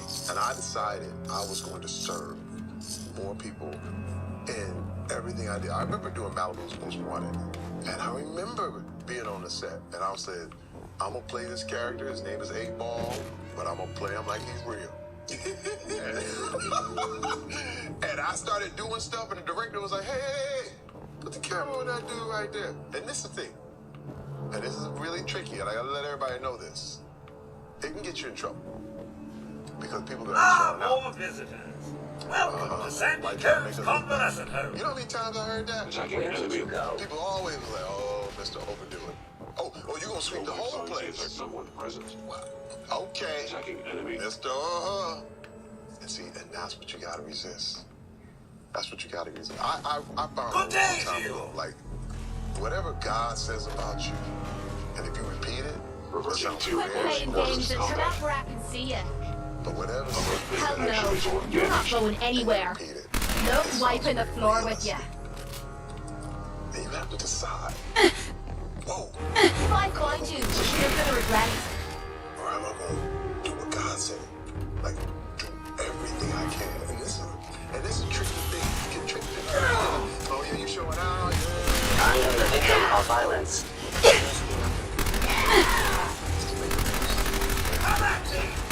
Gotta easy to spread that mud off your boots. That's it. Because all I do is work on me. Best thing I can do for everybody on that set, study my lines. Know what I'm doing, be prepared, be ready. Always focused. Yeah. Destruction of fellow city verified. You are damaging valuable Institute property. Alrighty, now we're having fun. And it's fun. And you know, like, it's not fun. You know what I'm saying? Like, just warning. Commencing termination of organic life form. Systems damaged. Is this a joke? This has to be a joke. I say, hey, this is Terry Crews. I'm taking it to the next level, and I'm not going back. Leave a message. And all the people who was like, where Don't you going? leave anything behind that might Where be you useful. going? Oh, okay. Not. Them the guys thinking money. I realized, listen, man, I need a new circle. And a circle that will get me there has got to be the ones that are happy I'm getting moved up to. You know what I mean? And anybody that got crazy, I mean, it's funny because me and my father had a lot of issues, man. I mean, Heads up. Time to like, trade he a used to few beat things. My mom, he used to do all this crazy stuff. And then he called me up before I get on AGT and cuss me out. You ain't nothing, this and and I remember just going. Was he drinking? And back in the NFL, they had to worry about me a little bit. The thing is, you get tricked into it. You get oh yeah, you showing out, yeah. But I realized, no, the best thing I can do for the whole world is to make the most of Terry Crews. Best thing I can do for everybody is work out 2 hours a day. That's it. Because all I do is work on me. Best thing I can do for everybody on that set, study my lines. Know what I'm doing, be prepared, be ready. Always focused. The best thing, and all of a sudden, nobody got to worry about you. Nobody worry about you. This thing, and back in the NFL, they had to worry about me a little bit. And that's the lesson I learned. I said, nope, you ain't never got to worry about me. I'm coming. I'm watching. I'm seeing. And I'm focused. And it's fun. And then all of a sudden you can have fun. You know what I'm saying? But boy, just warning that when you do that, and that's one thing too, I had to move on because I had to realize, I had a message on my message machine. I said, hey, this is Terry Crews. I'm taking it to the next level and I'm not going back. Leave a message. And all the people who was like, where you going? Where you going? Oh, okay. Oh, not. Them the guys didn't get my new number. Because I realized, I said, man, I need a new circle. And the circle that will get me there has got to be the ones that are happy I'm getting moved up to. You know what I mean? And anybody that got crazy, I mean, it's funny because me and my father had a lot of issues, man. I mean, again, he used to beat my mom, he used to do all this crazy stuff. And then he called me up before I get on AGT and cussed me out. You ain't nothing, this and I remember just going. Was he drinking? Yeah. And so he got like this when he was drinking. Yeah, that's it. I mean, is that why you don't drink? That's why I don't drink. I watched my father get drunk and he beat up my mom. That's the earliest memory, man, watching him knock my mother out. So he calls you up before you go on AGTV, and he's saying, what's he saying? He's cussing me out. Okay. It's like, you ain't shit. Where did this come from? I don't know. It's one of them things where you think you big and stuff, you in it, and I'm going, wow. And it got to a time where I actually had to change my number, and the only way I would communicate with him was through someone else. Just, is he all right? Okay, cool. But that stuff deep, man. And it was easier to get rid of friends that way, where you go, hey, I can move on. Or so-called friends, you realize that's not a friend anymore. But it's a whole nother thing when it's like, right. And my mom passed away a few years ago, so now it's just him. But it's one of those things where I realize what it is. It's okay. He's jealous. He's angry. But that's okay. Have you and he always had this contentious relationship? Yeah. Your earliest memories? I remember we were driving. He was driving me, picked me up from practice, because he didn't want to pick me up from practice. He's like, oh man, I'm wasting my time. I got to go do this. Because he didn't like sports. And he said, I said, no, I'm going to make it in the NFL.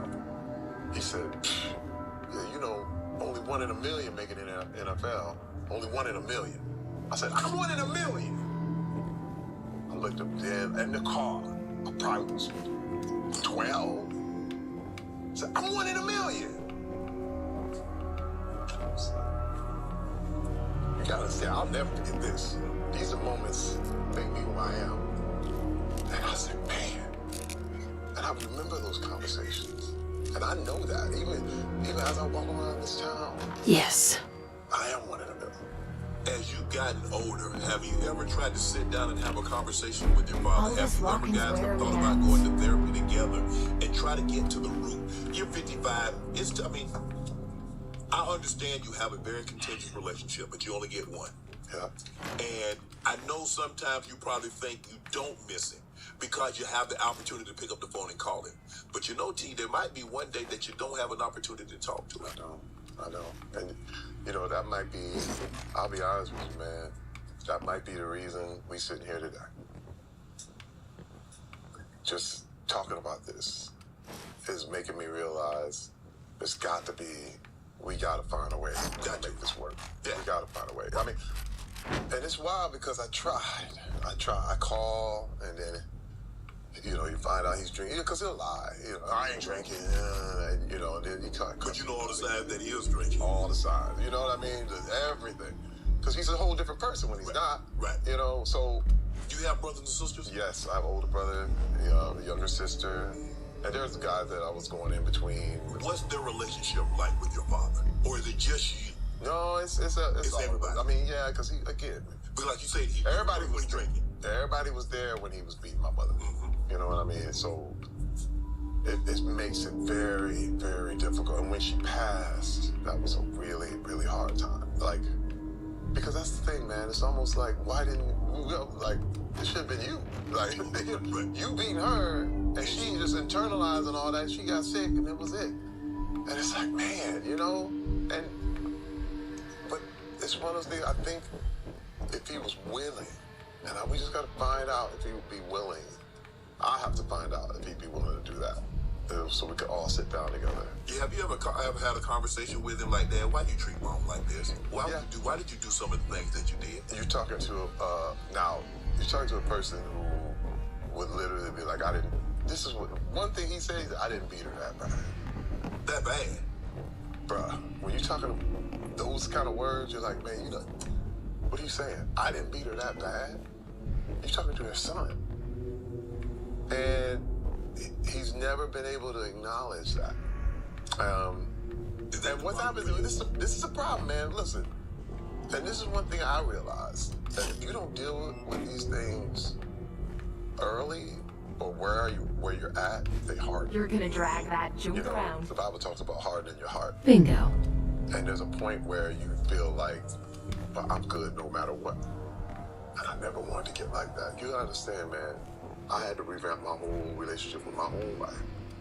20 years in, I had to admit I had been unfaithful to her. You know how wonderful, I'm telling you all the stuff, the great stuff she did, the whole thing, that still wasn't enough for me. Pretty quiet around here. Might be a good time to catch up on some sleep. Heads up. Point out what you need and I'll get right on it.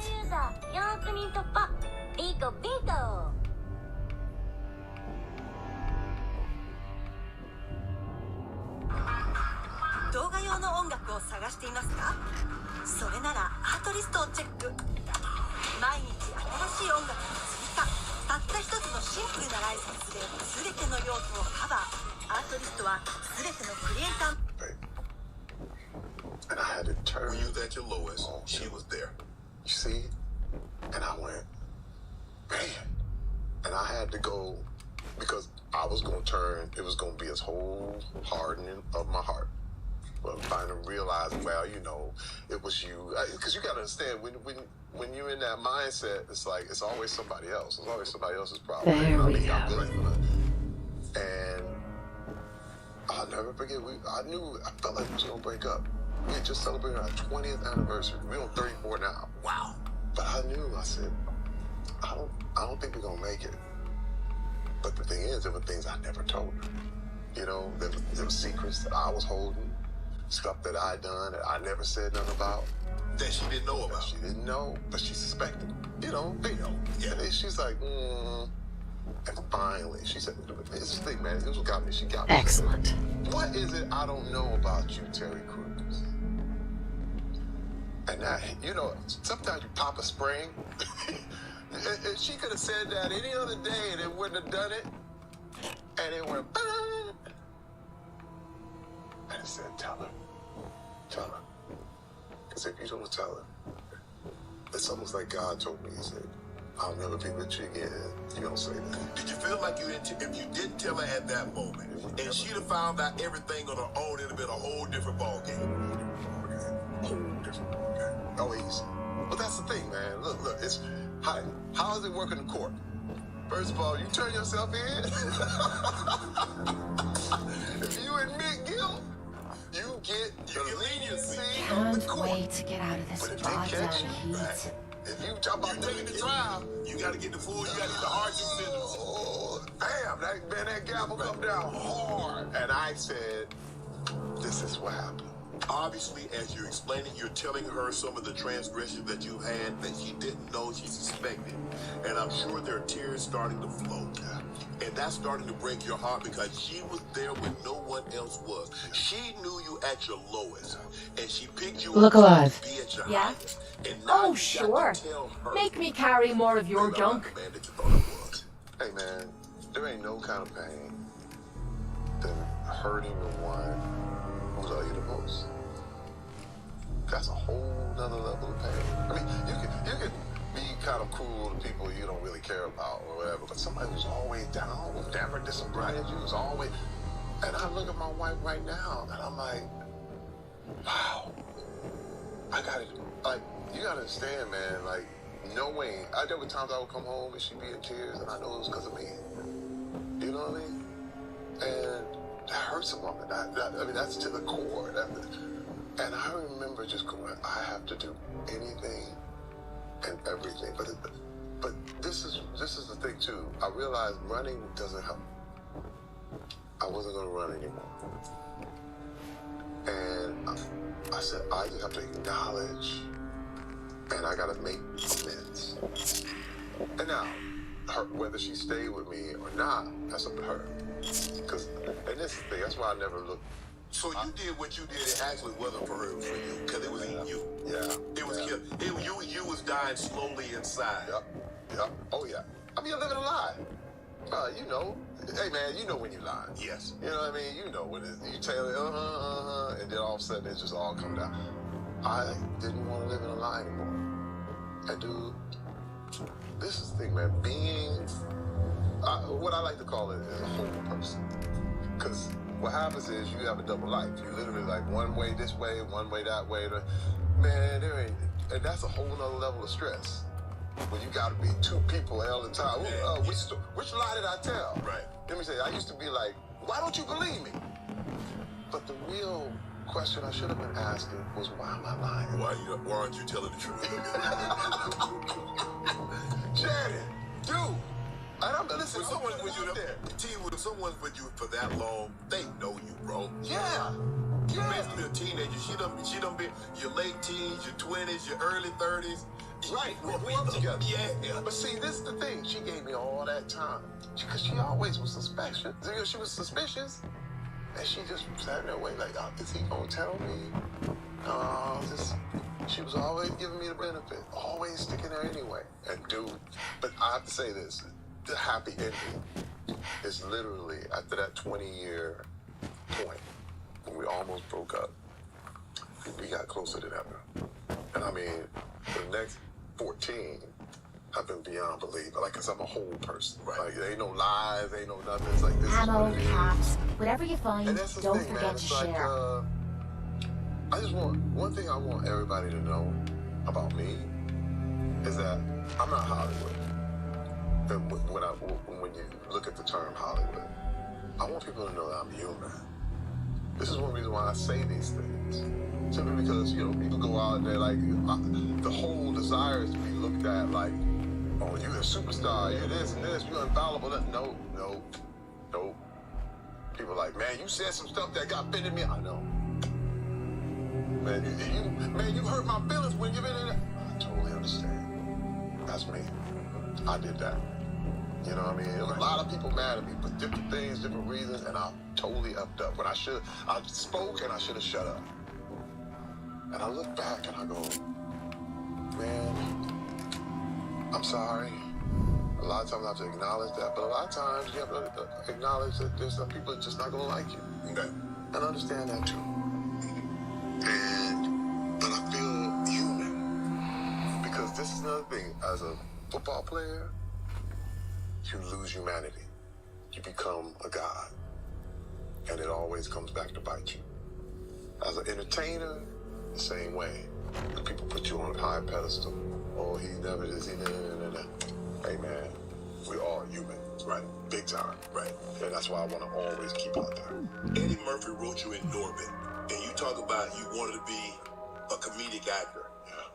There's no bigger one than Eddie Murphy, and he wrote you in Norbit. Can I tell you the story? Yes. I know. We run out of time. Nah, we got time. Bro, I got invited over Eddie's house. And I said, man, but I said, but you ain't Eddie.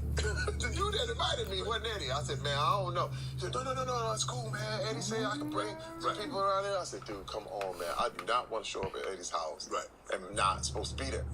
So, I said, but I had to, he's like, no, man, Eddie is cool. So we go over to his house, man, and I'm like, oh my God, this place Carla. is the most fallacious Hey I've there. ever seen. Trading? I didn't know people live like this. I'll take a look. Sure. I swear, I man, got a it little was bit of moment everything. where you're like, good God, this is one of the most giant people in the world.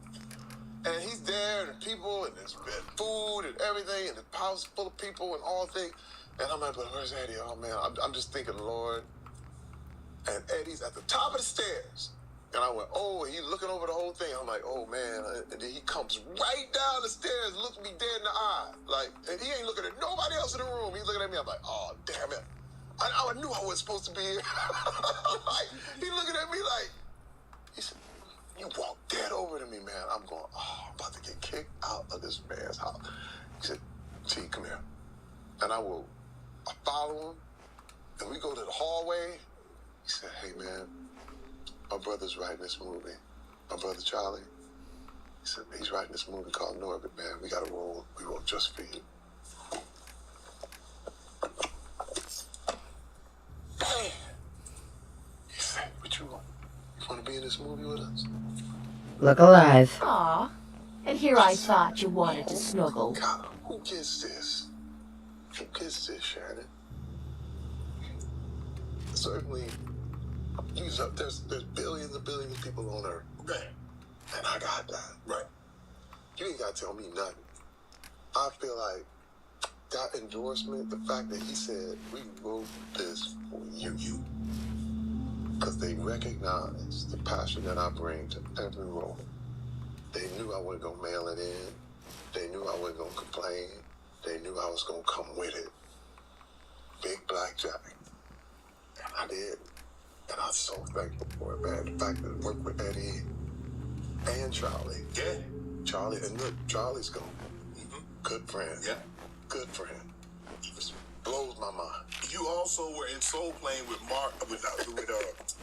Kevin. Yeah, Kevin Hart. That was one of the first things. And this is kind of before Kevin Hart became the K Hart that we know him as currently. Did you see this kind of meteoric rise for him? Yes. Kevin was a superstar. But see, Hey, Carla. Need to pick something up? Route's pretty long from here. Let's see what you have. I got a little bit of I was everything. at the gas station, and I was like, man, this movie coming out in 6 months. They're like, hey, man, you did a good job in Soul Plane. I'm like, huh? I saw it last night.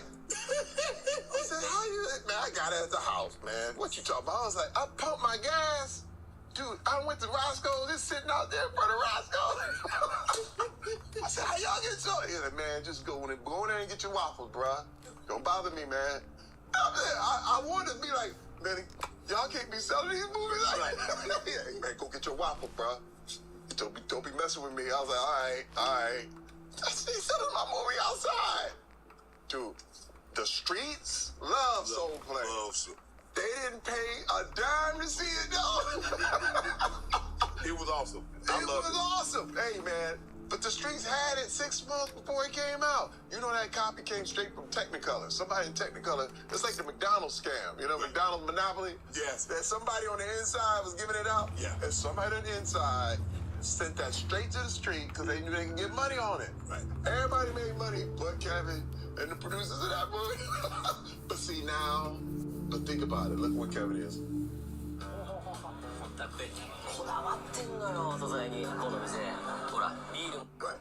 I mean, you do voice acting. I mean, Boondocks, American Dad, Spider-Man, Cloudy with a Chance of Meatballs.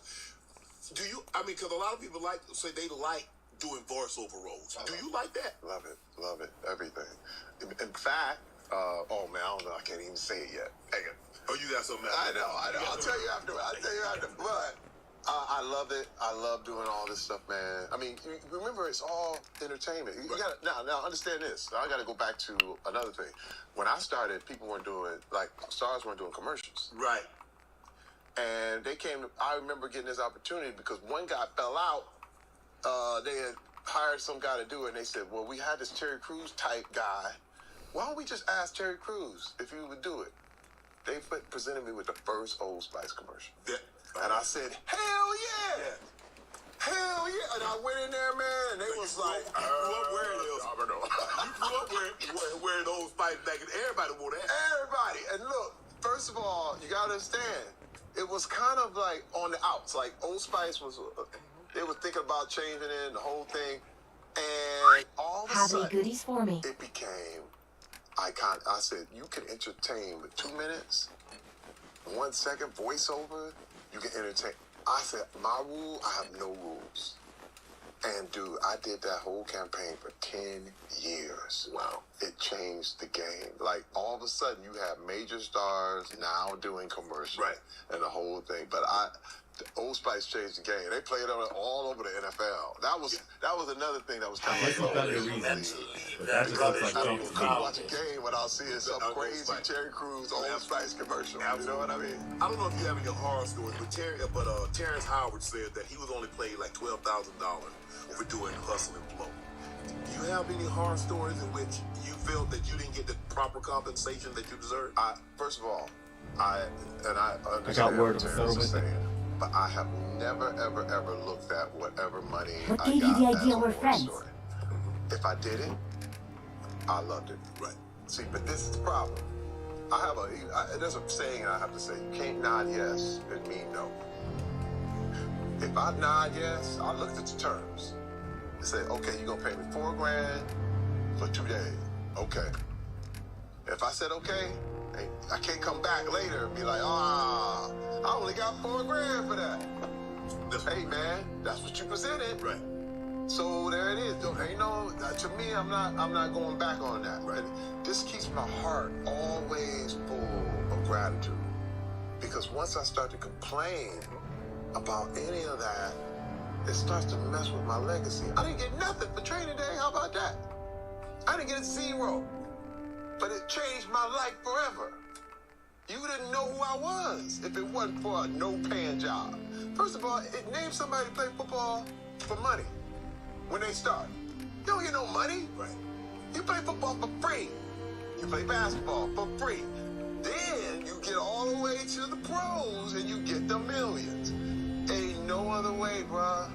There's nothing else. Wait, there's no way to hop, skip, and jump this thing. You see what I'm saying? But that's the thing. People are trying to invent ways to get right to the money. But, hey, man, first of all, nobody knew who I was, and I got my shot. I got paid maybe $4 grand on Friday after next, but that's why I came up to Cuba and said, thank you. Thank you. That was the start. That was the start. Now, ooh, I make money now. You've been a part of 3 shows that did at least 100 episodes. Brooklyn Nine-Nine, Are We There Yet? Everybody Hates Chris. That's extremely rare. You're going to have 3 different shows to reach that. Very rare. But again, I love working. I love what I'm doing. Just did a movie with Dave Bautista coming out next year called The Killer's Game. So honored, man. Like, who gets this, dude? I'm living. You talking to an old football player. You know that. Yeah. When I look at players I play with, they just like, man, you killing it, man. You like, and I gotta take it. But again, when I look at the fact that tomorrow's not promised, right? Man. I don't know if I'll be here tomorrow. So I'm going. And I'm going to take it. But every one of those roles makes me better. I learned on the fly. I didn't go to school. Right. So I learned by doing 100 episodes of show. Right. You know, it's funny. I'm on the road. I learned by acting. So Tashina Arnold, she'd be sitting there and I was like, man, these lines, they're hard to learn. I'm trying to learn these lines. She said, Terry, sing them. I said, what are you talking about? I don't like this. Not one bit. And you sing it. You know how you sing. You memorize songs, right? She said, when you talk it, sing it, and you remember it. See, that's a seasoned actress telling me. May as well take a look. And I'm ready to receive it. Dude, I said, holy, it changed my life. Right. And Tashina is one of the most brilliant, super been acting since she was a kid. And she had all this knowledge, but I'm open to it because I'm like, how do I do this? And I have no problem asking for help. Right? No problem. You turned down the Expendable 4 roles because of an assault and because you refused to withdraw the petition of the civil suit. Was that difficult for you, or were you standing on, as they say, not business but principle? It was extremely difficult because I love those guys, man. We did this together. Seems awfully quiet around here. Dolph Lundgren, Sylvester Stallone. I call him my dad in the business. He was like, man, I'm gonna put you in this thing. And then when the 4th one came, the producer told me, you ain't gonna be in it if you don't drop this case. I said, come on, man. I said, what kind of game are you playing? Now remember, I already been manipulated by the NFL. I'll never forget when I had to go home on that Monday and had to bring back my playbook. Right. So you can get rid of me anytime you want. You know what I mean? But this was my terms. This is my Barry ain't going back. You know what I mean? This is me like, no, I'm not gonna nod my head yes and mean no. I mean no this time. Right. And I love those guys, man. Jason Statham, all of them. And I hope we can do something together in the future. And it ain't their fault. Don't have the key. There was just things I have to say. Remember now, like I said, if I'm doing it, you gotta know I've already counted all the costs. All the costs. And I've done many, many things for free. But that meant more to me than the things I got paid a lot of money on. How difficult was it to come out? Because you said a Hollywood exec groped you. Yeah. And that's not easy for a man, especially a man of your stature. What the hell's wrong with these robots? And then all of a sudden, the fabrications of the stories that started being fabricated about you. Did Did you think, look, because you say anytime you come out with something, you've already calculated the risk and the cost of whatever you're going to say it to. Did you think you would get the kind of blowback or the? Because I don't think a whole lot of people believed you. Yeah, I knew it was going to be strange. First of all, if it hadn't happened to me and I heard it, I'd have been like, man, what is this dude talking about? That's why I never got mad. I couldn't get mad at people going, man, what are you doing, man? Big ass Terry Crews. Alright guys, thank you for watching. I'm about to log out. Have a good night. Peace out. Thank